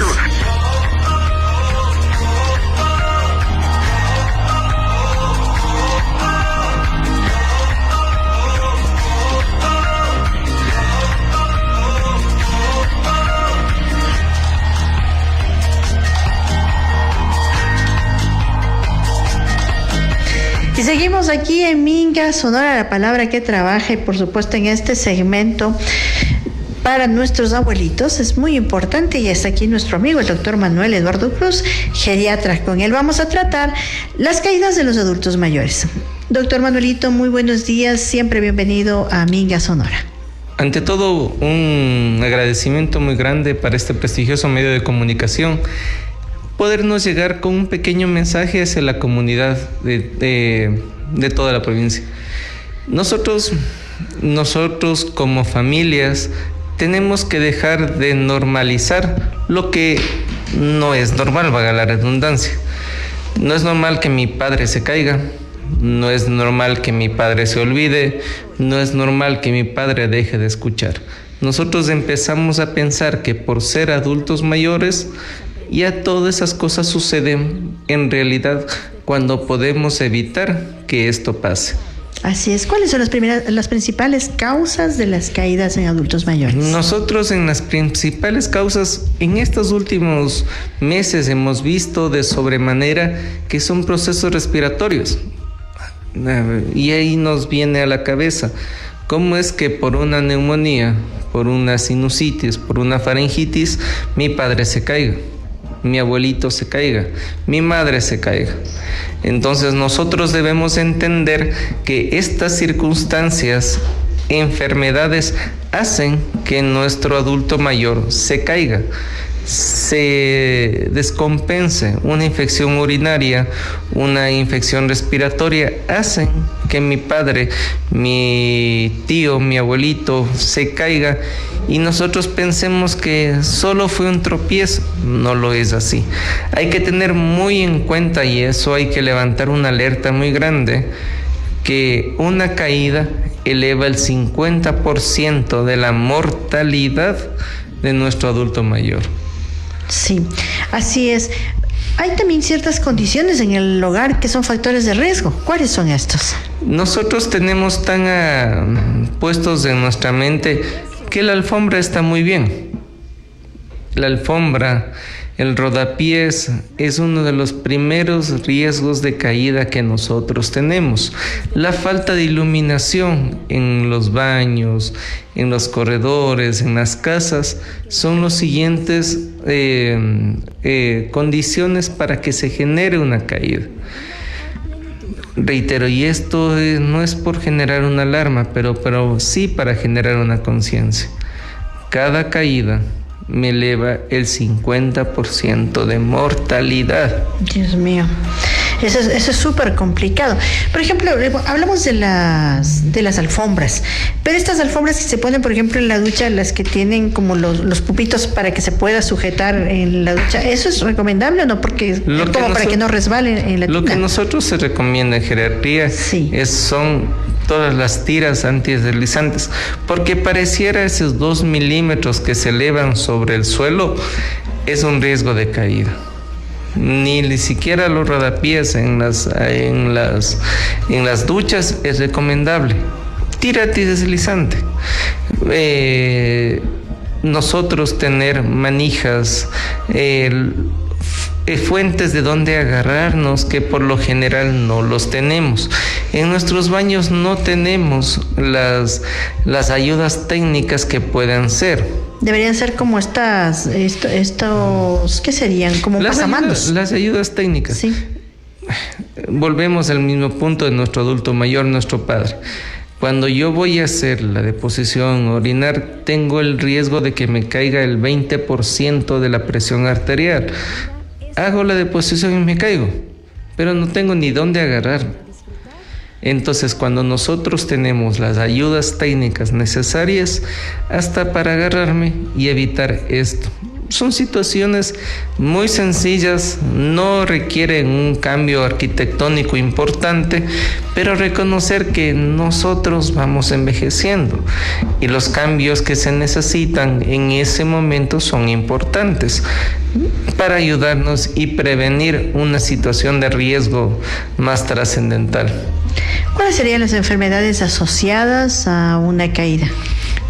Principalmente una hemorragia cerebral, un derrame cerebral, las fracturas, por ejemplo, las fracturas de cadera son muy, muy presentes cuando nosotros tenemos a veces solo hasta un atracón, me caigo, me resbalo, suficiente para generar una fractura de cadera. Ayudemos, estabilicemos, normalicemos lo que a un adulto mayor no es normal atrancarse, no es normal caerse, no es normal estas situaciones de vida que nosotros pensamos que solo por el hecho de ser adultos mayores ya pueden presentar, y no lo es así. Luego de una caída también hay consecuencias emocionales, porque tal vez se siente que ya no es lo mismo que antes, ya no tiene la agilidad, me estoy sintiendo más viejo. Hay distintas cosas que ellos emocionalmente le hunden. Inclusive dentro del análisis del adulto mayor hay algo que se llama el síndrome de caídas. Porque si no me lesioné algo cayéndome, lo que usted me dice es importantísimo. Ya no quiero salir, ya no quiero levantarme, yo soy una carga para mi familia, yo soy una carga para todos. Entonces, esto es lo que se debe evitar cuando se genera una situación de una caída. Por eso reitero, es el adulto mayor, aunque no se fracture nada en la caída, él tiene la probabilidad, solo por el hecho de encamarse, de sentirse aislado, en la mortalidad de lo que le comento. O sea, más allá del daño físico, en teoría, que podemos tener, el adulto mayor, solo por ese hecho de la caída o de la casi caída o de la cuasi caída, genera el 50% de mortalidad. Bueno, no tenemos, médicamente a nivel de salud, nosotros no tenemos una cultura de la prevención. Y realmente cuando el adulto mayor se cae, si no hay fractura, si no hay sangre, si no hay una cosa así muy evidente, no le llevamos al médico, pero después de una caída hay que evaluar. Nuestro adulto mayor no se cae en la casa, él puede andar con los ojos vendados en su casa y él no se cae. Cuando él se cae hay algo mucho más grave por detrás. Cuando nosotros dejamos o sobrevaloramos esto o subvaloramos, esta situación, ahí es el problema. Reitero, nosotros se cayó y le veo a mi papá medio raro estos 15 días, pero solo fue un tropezón. Así es. No lo es. Los vasos, por decir un ejemplo muy, muy al azar, los vasos de mi cerebro son tan delicados que ese tropezón que él tuvo pudo haber generado una hemorragia a nivel de mi cerebro. Y nosotros lo infravaloramos, decimos no pasó nada. Se quita la importancia que realmente puede ser. Exactamente. Así es. Bueno, hay ejercicios para fortalecer los músculos, para poder mejorar el equilibrio, porque en realidad hay a cierta edad que ellos como que pierden el equilibrio. Siendo más joven a veces pierde el equilibrio, ellos como con más razón, y a veces por el tema de movilidad no hay mucha movilización, no hay mucho ejercicio. ¿Qué se puede hacer con ellos? Siempre hemos conversado con todos los señores amigos, la vida es movimiento y el movimiento es vida. Mientras más nos mantengamos en movimiento, el riesgo de caídas es menos. Tenemos unas ventajas muy grandes. Tengo el gusto muy grande de ir a un gimnasio donde veo a una señora de 80 años que está yendo al gimnasio. El fortalecimiento de la masa muscular evita el riesgo de caída. Si nosotros nos mantenemos en actividad, caminata, bicicleta, natación, gimnasio, que ya tenemos en todos nuestros barrios en la esquina, nosotros generar la prevención pareciera tan chiquitito, pero por decirlo es un término hasta feo, una fractura de cadera me vale $7,000. Y una mensualidad en el gimnasio me valdrá 50. O sea, eso es lo que nosotros tenemos que empezar a entender. Reitero, la vida es movimiento y el movimiento es vida. Mientras nosotros nos mantengamos en actividad, nuestro padre, nuestra abuelita y nosotros mismos evitaremos el riesgo de prevención de caídas. Así es. En algunos casos el uso de bastones, de andadores, de algún otro tipo de ayuda técnica, ¿qué tan adecuado es? Siempre y cuando nos enseñen, porque muchas veces se ha visto que por el mismo bastón me caigo. Si nosotros tenemos grandes profesionales, fisioterapistas, terapistas ocupacionales, que nos enseñen a andar con el bastón, antes era un lujo y dejamos de hacerlo, no lo sé por qué. Si nosotros volvemos a aprender a cómo utilizar estas ayudas técnicas, el andador, el bastón, van a hacer que nuestro adulto mayor, y recuerde que todos vamos a llegar a ser un adulto mayor. Entonces debemos entender que el envejecimiento es un proceso activo desde que nacemos. Entonces volvamos a tener esa alegría de acompañar a nuestro adulto mayor porque nosotros lo seremos en algún momento. Todos vamos al mismo camino, vamos a tener el mismo fin. En un hogar como una persona adulta mayor, ¿cuáles serían como las adaptaciones más adecuadas para evitar caídas, para que ellos también pues tengan un espacio seguro? La primera situación es luz. ¿Ya? En los baños, en los pasillos. Retiremos todas las alfombras, por favor, y pongamos ayudas técnicas. Una agarradera en el baño, un soporte para el baño, va a ayudarnos de sobremanera. Reitero, una agarradera nos valdrá, en términos económicos, muy poquito frente a una fractura de cadera. Así es. Y el adulto mayor no estará encamado 3-4 semanas, y nosotros podemos prevenirlo de forma muy importante con esos pequeños detalles. Eso es indispensable, ir dando esas adaptaciones al hogar, a la estructura física. Tan importante como eso, y creo que incluso hasta más, es el rol de la familia. Porque, claro, todos vivimos bajo una rutina, y a veces no todo es para todos. Hay que tener ciertos cuidados, ciertas cosas. Reitero, hay que dejar de normalizar pensar que el adulto mayor se cae por viejito, se olvida por viejito, no escucha por viejito. Nosotros, si empezamos a revisar estas circunstancias técnicas, veremos que no es normal que esto pase. Si nosotros acompañamos a nuestros padres, a nuestros abuelos, a nuestros tíos con estos pequeños detalles, vamos a ver que evitaremos una complicación para su vida y para los que estamos acompañándonos como tal, los cuidadores que somos. Así es. Eso es muy importante. Igual hay personas que tienen cuidadores, digamos, empleados para que los puedan estar, y tienen que estar de alguna manera capacitados, porque a veces también se confunde, es un tema de compañía, o sea, alguien que le cuide, le acompañe, le alimente. Pero va más allá de eso. Nosotros estamos en unas capacitaciones de forma continua para los cuidadores, porque cuidar no es encender la tele y sentarnos todo el día a ver la tele sin hacer nada más.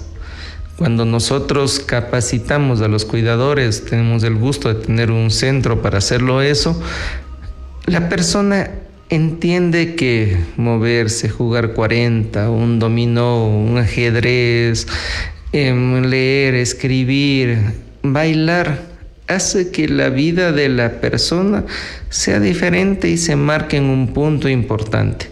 Porque si yo me siento a ver la tele todo el día, simplemente estoy esperando mi hora de la muerte. Pero cuando yo estoy en forma activa, nosotros nos sentimos contentos para hacer y vivir de cada día de forma más importante. El tema del envejecimiento es tan importante y siempre actual, porque cada día se va envejeciendo y los adultos mayores van creciendo como tal. ¿Cómo recomendaría usted un envejecimiento activo y seguro para vivir pues justamente con esa calidad de vida y con esa dignidad de personas que nos han dado pues todo cuando nosotros hemos sido pequeños? Recordando que Tungurahua es la tercera provincia a nivel nacional de envejecimiento. Somos la tercera provincia que más adultos mayores vivos tenemos. ¿Qué tenemos que hacer? Reitero, estas palabras chiquititas que alguna vez un gran maestro nos dijo: el movimiento es vida y la vida es movimiento. Si nos mantenemos activos, moviéndonos, haciendo ejercicio, actividad física, nuestra sociedad todavía aún le falta entender mucho que somos una de las sociedades más longevas que se están generando. Nos olvidamos de nuestros adultos mayores, no hay para entrar a subir, bajar las gradas, no hay para subir, bajar las veredas. Les pitamos a nuestros adultos mayores cuando se bajan de un carro, no lo sabemos manejar. Somos una provincia longeva. Era la tercera provincia a nivel país más longeva. ¿Qué tenemos que hacer? Es comprender y entender y educar a todos los legados de que todo el mundo vamos a envejecer. Mientras generemos políticas públicas de envejecimiento, dejemos centros geriátricos del día, centros geriátricos de larga estancia, de dignidad, la persona podrá estar contenta de que ganar años es una alegría de vida. Así es, y justamente en ese ganar años y poderles dar espacios adecuados, el doctor Manuelito pues tiene su centro geriátrico. Cuéntenos un poco de qué se trata esto. Nosotros tenemos el gusto, y en algún momento salí del país y conocí lo que es en Europa, lo que es el envejecimiento saludable. Entonces me permití traer esa idea para poder darle un centro del día a nuestros adultos mayores. ¿Qué hacemos? Que permanezcan en movimiento, en actitud, en convivencia con sus pares, que se mantengan más activos. Es para mí un grato orgullo, una alegría tan grande verles a los adultos mayores que están compartiendo con más personas y se mantienen activos. Es una alegría muy grande. ¿Cuántos adultos mayores tienen en su centro? Por el momento nosotros tenemos 15 adultos mayores y estamos ampliando los centros para ya larga estancia, para que la persona, como le siento tan mío al centro geriátrico, yo ya me quedo aquí. La familia puede venir, estar, compartir con todos ellos, olvidándonos de ese concepto tan arcaico que es el asilo. Ya no les vamos a asilar, sino les vamos a dar un lugar de vivienda digna con que ellos pasen, quieren comer, quieren salir, quieren ir a ver lo que ellos quieran. Olvidándonos de ese concepto que a nuestros papás les daba miedo escuchar asilo. Hoy no. Como estar presos. Hoy el centro de larga estancia es un centro de mejora para la persona. ¿Cuántas horas al día pasan ellos? Ellos pasan en el centro de corta estancia en el día, son 8 horas. Llegan, hacen sus tareas, se les da su medicamento y salen. Y los señores que desean quedarse de forma constante, de la misma manera, lo hacen, pero con ese ambiente de que yo lo siento en mi casa, me bajo de mi departamento a hacer mis actividades y venimos a hacerlas. Así es, eso es muy importante.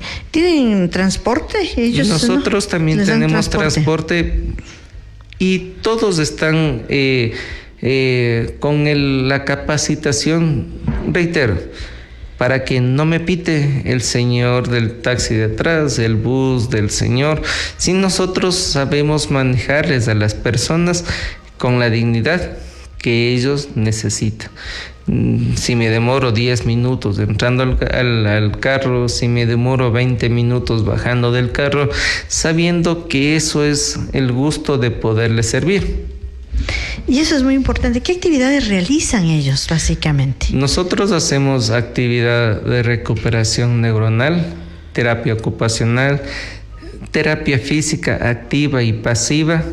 Es una alegría muy gigante verles a nuestros adultos mayores cuando empezamos a bailar el lunes a las 9 de la mañana, a las 11 nos ponemos a comer nuestra colación y así verles en cada una de sus actividades cuando nos enseñan o nos recontraenseñan.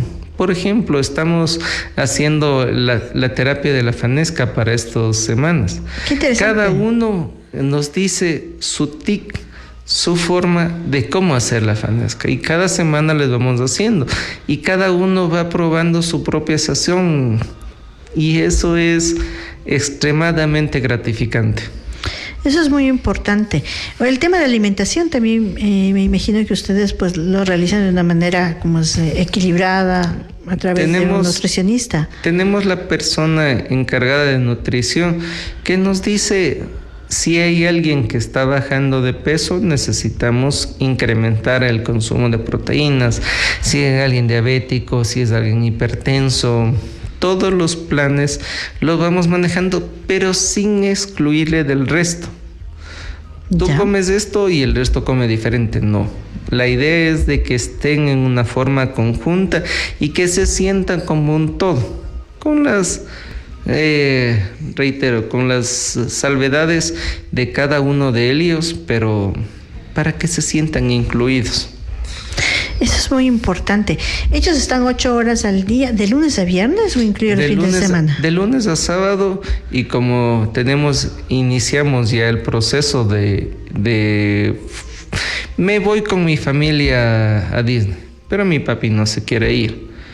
Entonces él tiene que quedarse 6 días, pero no le voy a dejar solo en la casa. Ya tenemos el espacio para esos 6 días que la familia sale por algo. Ya.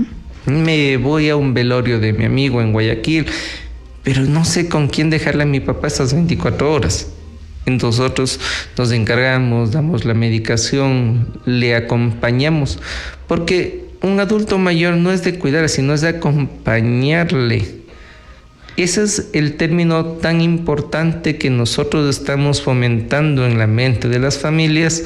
No vamos a cuidarle, vamos a acompañarle a lo que él necesite. Eso es indispensable. También el tema social, el conocerse entre distintos adultos mayores, eso también tiene que ayudar muchísimo en la relación que tienen cada uno de ellos. Cuando estamos conversando con los pares, hasta para quejarme de las cosas, igualitos se sientan y empiezan a conversar. Cuando yo pongo a 2 niños de 2 años, ellos juegan. Cuando pongo a 2 adolescentes juntos, ellos conversan. Cuando le pongo a 2 adultos mayores juntos en unas condiciones favorables, ellos empiezan a conversar y empiezan a dialogar, empiezan a desarrollarse. No tenemos que asilarles, acompañarles. Esa es una palabra tan bonita, tan importante que estamos generando el concepto en las familias. Acompañemos, no asilemos. Les encerramos con un cuidador en la casa 8 horas. ¿Para hacer qué? Pero si nosotros les dejamos ese acompañamiento a las familias, es muy diferente. Claro, es un factor de acompañamiento, de estar junto a interactuar con ellos. En este sentido, aparte del tema de la alimentación, ¿qué actividades realizan ellos? Nosotros iniciamos con una actividad movilidad activa, empezamos con rumbaterapia, luego nos sentamos diferenciando cada uno de los problemas que tengo. Si yo tengo Parkinson, si tengo Alzheimer, si yo tengo una dismovilidad, empezamos a hacer una terapia ocupacional y luego fisioterapia para empezar a recuperar las capacidades que estoy queriendo perder. Luego volvemos a la terapia grupal de todos y cada uno de ellos para empezar a, como le digo, lo que ellos quieren. Si quieren salir a jugar, quieren salir a leer, quieren sentarse a cocinar, les acompañamos, porque nosotros no estamos en una escuela, que tampoco les damos un horario rígido, sino la idea es de que ellos se sientan libres a hacer sus cosas y nosotros acompañando. Posterior al almuerzo nosotros volvemos a hacer terapia ocupacional para reforzar las capacidades que tal vez voy perdiendo, la movilidad fina, la movilidad gruesa, ratificamos entre cada una de las personas. Es muy importante toda la labor que ustedes están realizando como este centro pues de acogida al adulto mayor, y también es importante el poder coordinar con las familias, porque bueno, pasan estas 8 horas, están estimulados, pero el factor y la colaboración de la familia es importante, como yo también en el hogar le voy ayudando a que esto vaya teniendo continuidad. Nosotros nos permitimos conversar con la familia, ¿qué día pueden venir?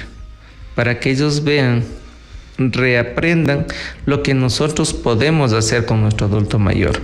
Así es que son 6 de 7 días y el 7º día que no pierda la oportunidad o la habilidad que ya está aprendiendo, que sepamos que él todavía puede cocinar, que él todavía puede hacer, que él quiere pintar, que él quiere cocinar, que él quiere hacer. Entonces, cuando la familia se da cuenta de que nuestro adulto mayor tiene muchas experiencias todavía para brindarnos, resulta mucho más llenadero las experiencias que nosotros hacemos como centro del día. Eso es fundamental, realmente es muy importante la labor, y uno como hijo, como nieto, como familiar de un adulto mayor, el poder proporcionar esos espacios que habla mucho de esa dignidad que ellos tanto tienen y que deberíamos de proporcionarles en cada uno de los espacios que tenemos en el hogar, en los lugares como estos, de estos centros, porque ellos merecen lo mejor hasta el final. Eso es realmente darle la verdadera dignidad. Reitero, para nosotros, recordar que nosotros envejecemos desde que nacemos. Y es tan grato poder tener a nuestro padre, a nuestro abuelo junto a nosotros, que nos enseñen esas cositas que a veces como nosotros se nos escapa. Ese detalle de dignidad, de ética que nos enseñan nuestros adultos mayores es trascendental, y qué alegría es, por ejemplo, ver a un nieto con su abuelo. Cómo ellos comparten, cómo los dos se sienten tan llenos. Acompañemos, volvamos a ver una intromisión dentro de nosotros, recordando que estamos llegando a envejecer. Así es. Y todos vamos a ese mismo camino. Pues hoy la lección del día, queridos amigos que nos están escuchando y viendo, es realmente acompañar, pero acompañar de verdad. No acompañar esas compañías que nos sentamos al televisor ahí sin hablarnos, sin vernos, sino sencillamente estar ahí en la sala, sino acompañar ese proceso para proporcionarles elementos donde ellos puedan desarrollar, mejorar sus ciertas habilidades, ciertas cosas que como adulto mayor pues tendrá ciertas dificultades, pero que tampoco son esos limitantes. Muchísimas gracias al doctor Manuel Eduardo Cruz, geriatra, quien nos ha visitado esta mañana para hablar sobre las caídas en los adultos mayores, algo tan importante que no podemos dejar de pasar y que no se cura con una bandita, no se cura con una cremita de estas que le van a desinflamar, sino que hay que hacerles revisar, hay que irles acompañamiento en este proceso del envejecimiento. Muchas gracias, doctor. Ante todo, un agradecimiento muy grande. Este pequeño detalle que podemos conversar con nosotros como familia y como cultura. Muy agradecido y siempre a las órdenes. Gracias, doctor.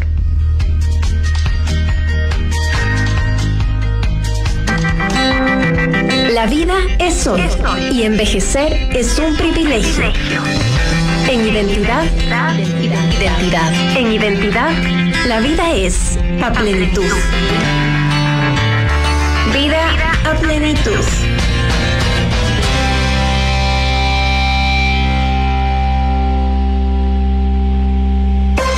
¿Sabías que la mayoría de incendios forestales en Tungurahua no los provoca la naturaleza, sino las personas? Una colilla encendida, una quema agrícola o basura tirada en el páramo pueden convertir la montaña en fuego. Cuando el bosque arde, perdemos agua, aire limpio, animales, cultivos y se pone en riesgo la vida de comunidades enteras. Y no es solo una irresponsabilidad, es un delito. El artículo 246 del COIP sanciona a quienes provocan incendios que dañan nuestros ecosistemas. Si ves humo o fuego, llama al 911. Y si sabes quién lo ocasionó, denúncialo. Tu denuncia también apaga el fuego. Es un mensaje del Gobierno Provincial de Tungurahua y la Secretaría Nacional de Riesgos. Prevenir incendios forestales es proteger la vida. ¿Qué hace que un destino sea memorable? Su historia, su gente, su identidad, su gastronomía, sus colores.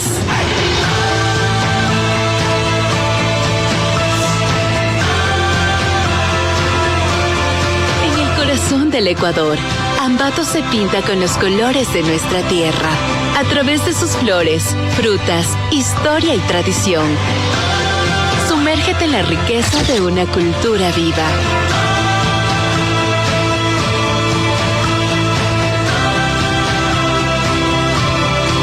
Ven Ambato, siente la calidez de su gente, la riqueza de su cultura. Únete a nuestra historia en un ambiente seguro y explora nuestro hermoso patrimonio. Aquí, los servicios turísticos no solo satisfacen al viajero, sino que también lo envuelven en una experiencia inolvidable.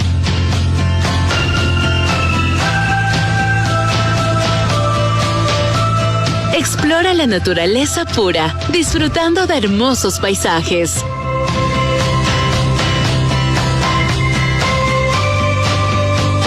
viaje único, una nueva historia. Ambato es tu destino. Ambato son los colores de nuestra tierra.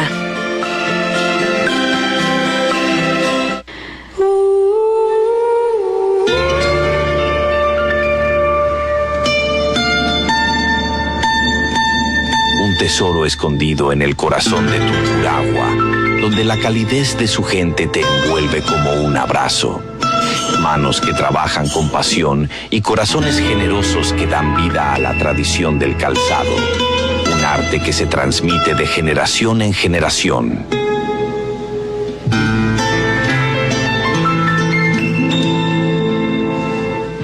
Escapa de la rutina y encuentra la paz en los hermosos hospedajes de Ceballos. Rodeado de paisajes de montaña que te dejarán sin aliento, disfruta de momentos inolvidables junto a tu pareja o familia.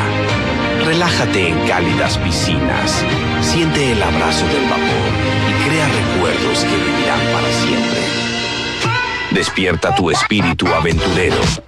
Senderos de trekking te invitan a explorar paisajes de montaña que te dejarán sin aliento, y rutas en bicicleta te llevan a descubrir cada rincón de este paraíso natural.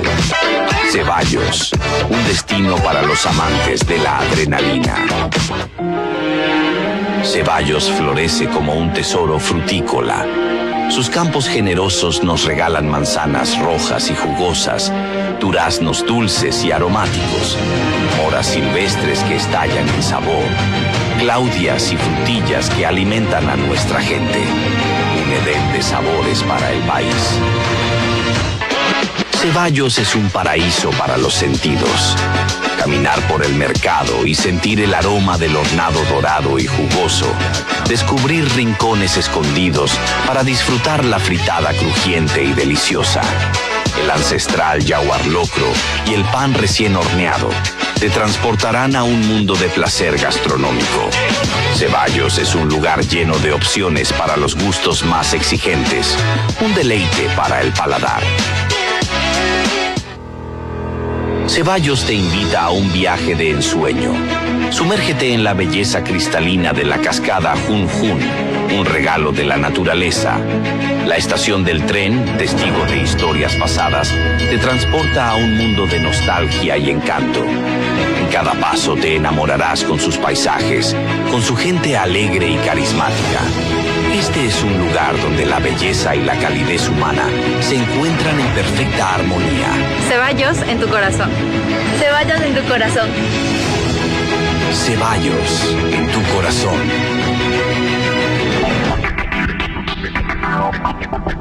Minga Sonora. Minga Sonora.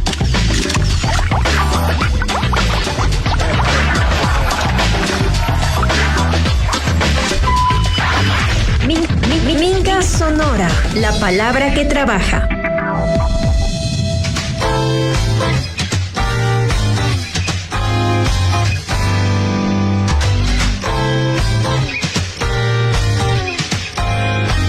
Minga Sonora. Y continuamos aquí con Minga Sonora.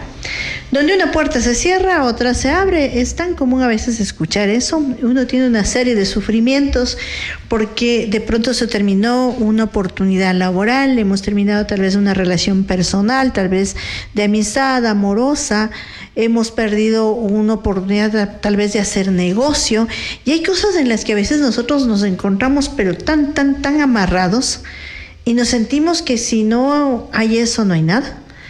Pero a pesar de todas las circunstancias, tenemos que tener siempre ese pensamiento positivo. Un pensamiento positivo donde se cierra una puerta, se abre otra. Yo sé decir siempre, cuando a veces falla alguna cosa, lo tengo planificado con tanto tiempo, a veces invertido, no solamente económicamente, sino en tiempo, en esperanza, en ilusión, y se cierra la puerta. Me siento terriblemente. Pero yo siempre tengo un dicho que digo, Diosito sabe de que a uno le libra. A veces las circunstancias uno no sabe, y a veces hay personas que en un momento dado puede provocarse otras oportunidades o puede librarse de otras cosas. Yo recuerdo hace un tiempo, no sé si yo les comenté a ustedes que Hubo un accidente hace unos meses, me acuerdo creo que era en los páramos en camino a Guaranda, donde la gente murió bastante gente.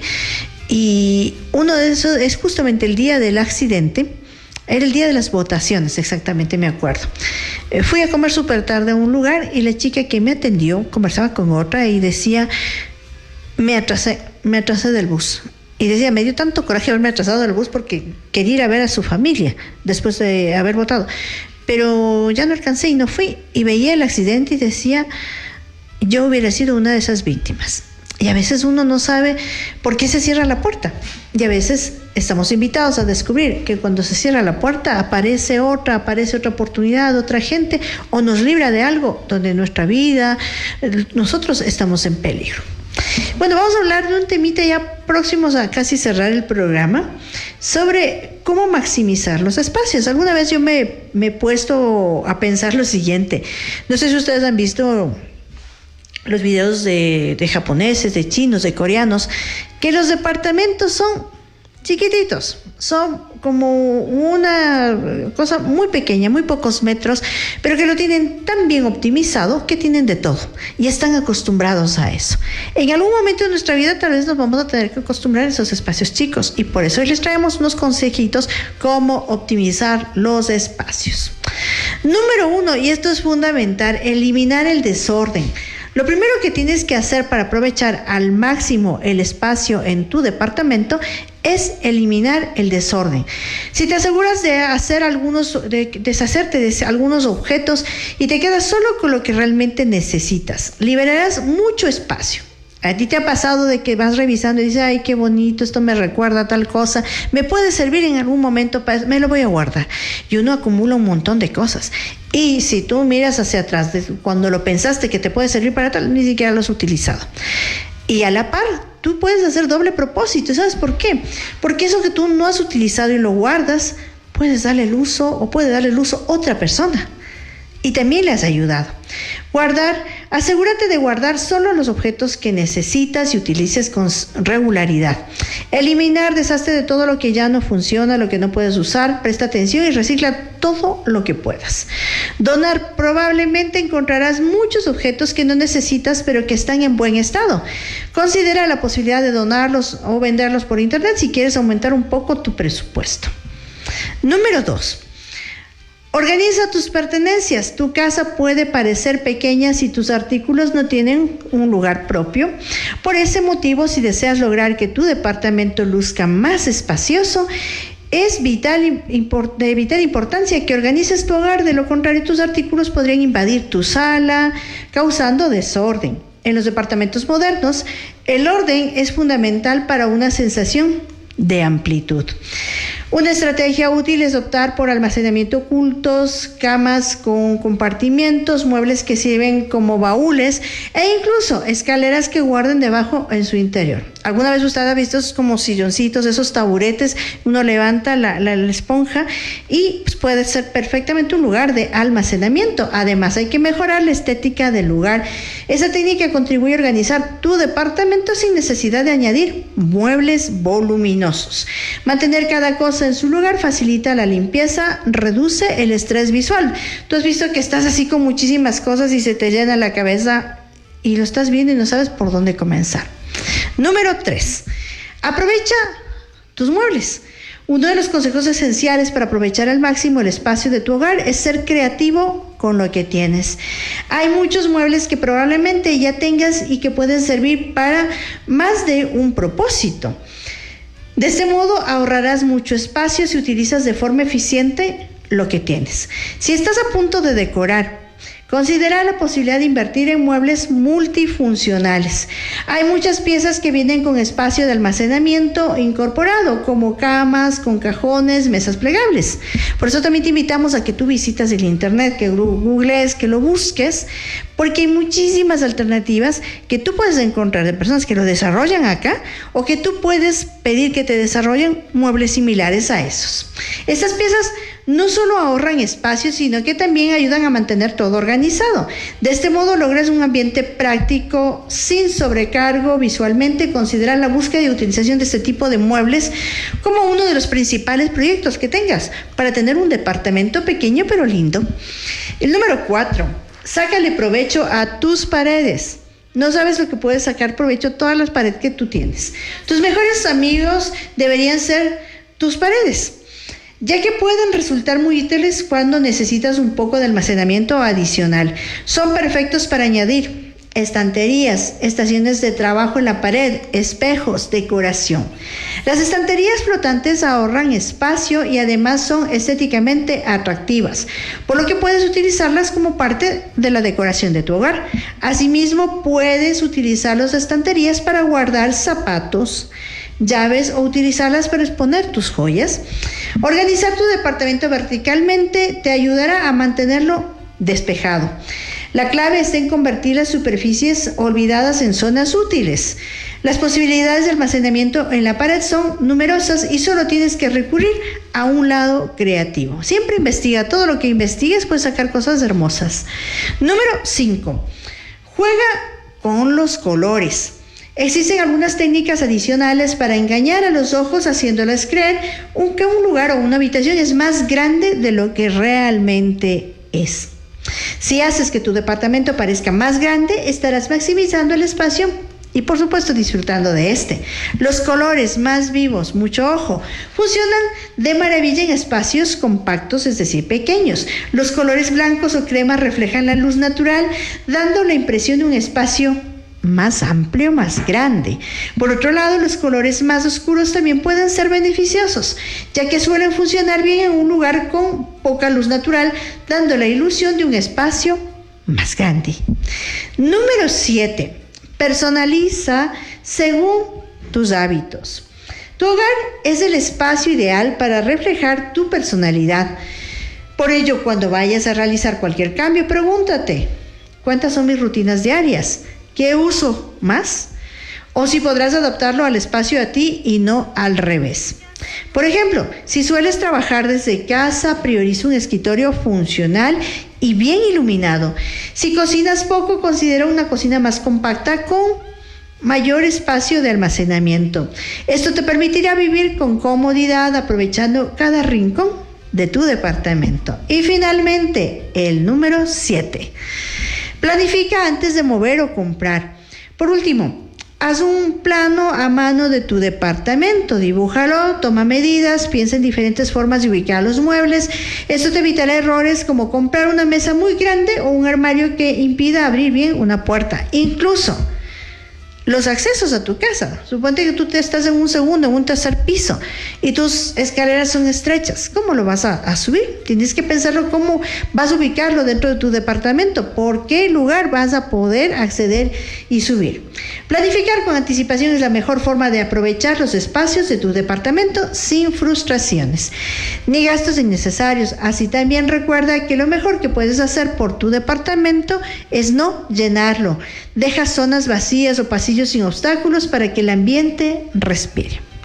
Y por supuesto, con estos consejos, estos 7 consejos, tú vas a tener varias alternativas para tener un departamento agradable, hecho bajo tu personalidad, donde tú disfrutes y sea una delicia regresar al hogar.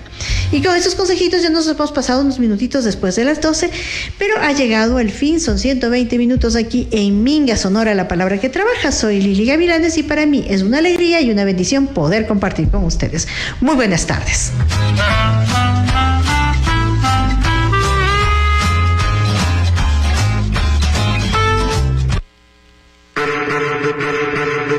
Nuestros micrófonos se apagan por hoy, pero la minga continúa. La minga continúa.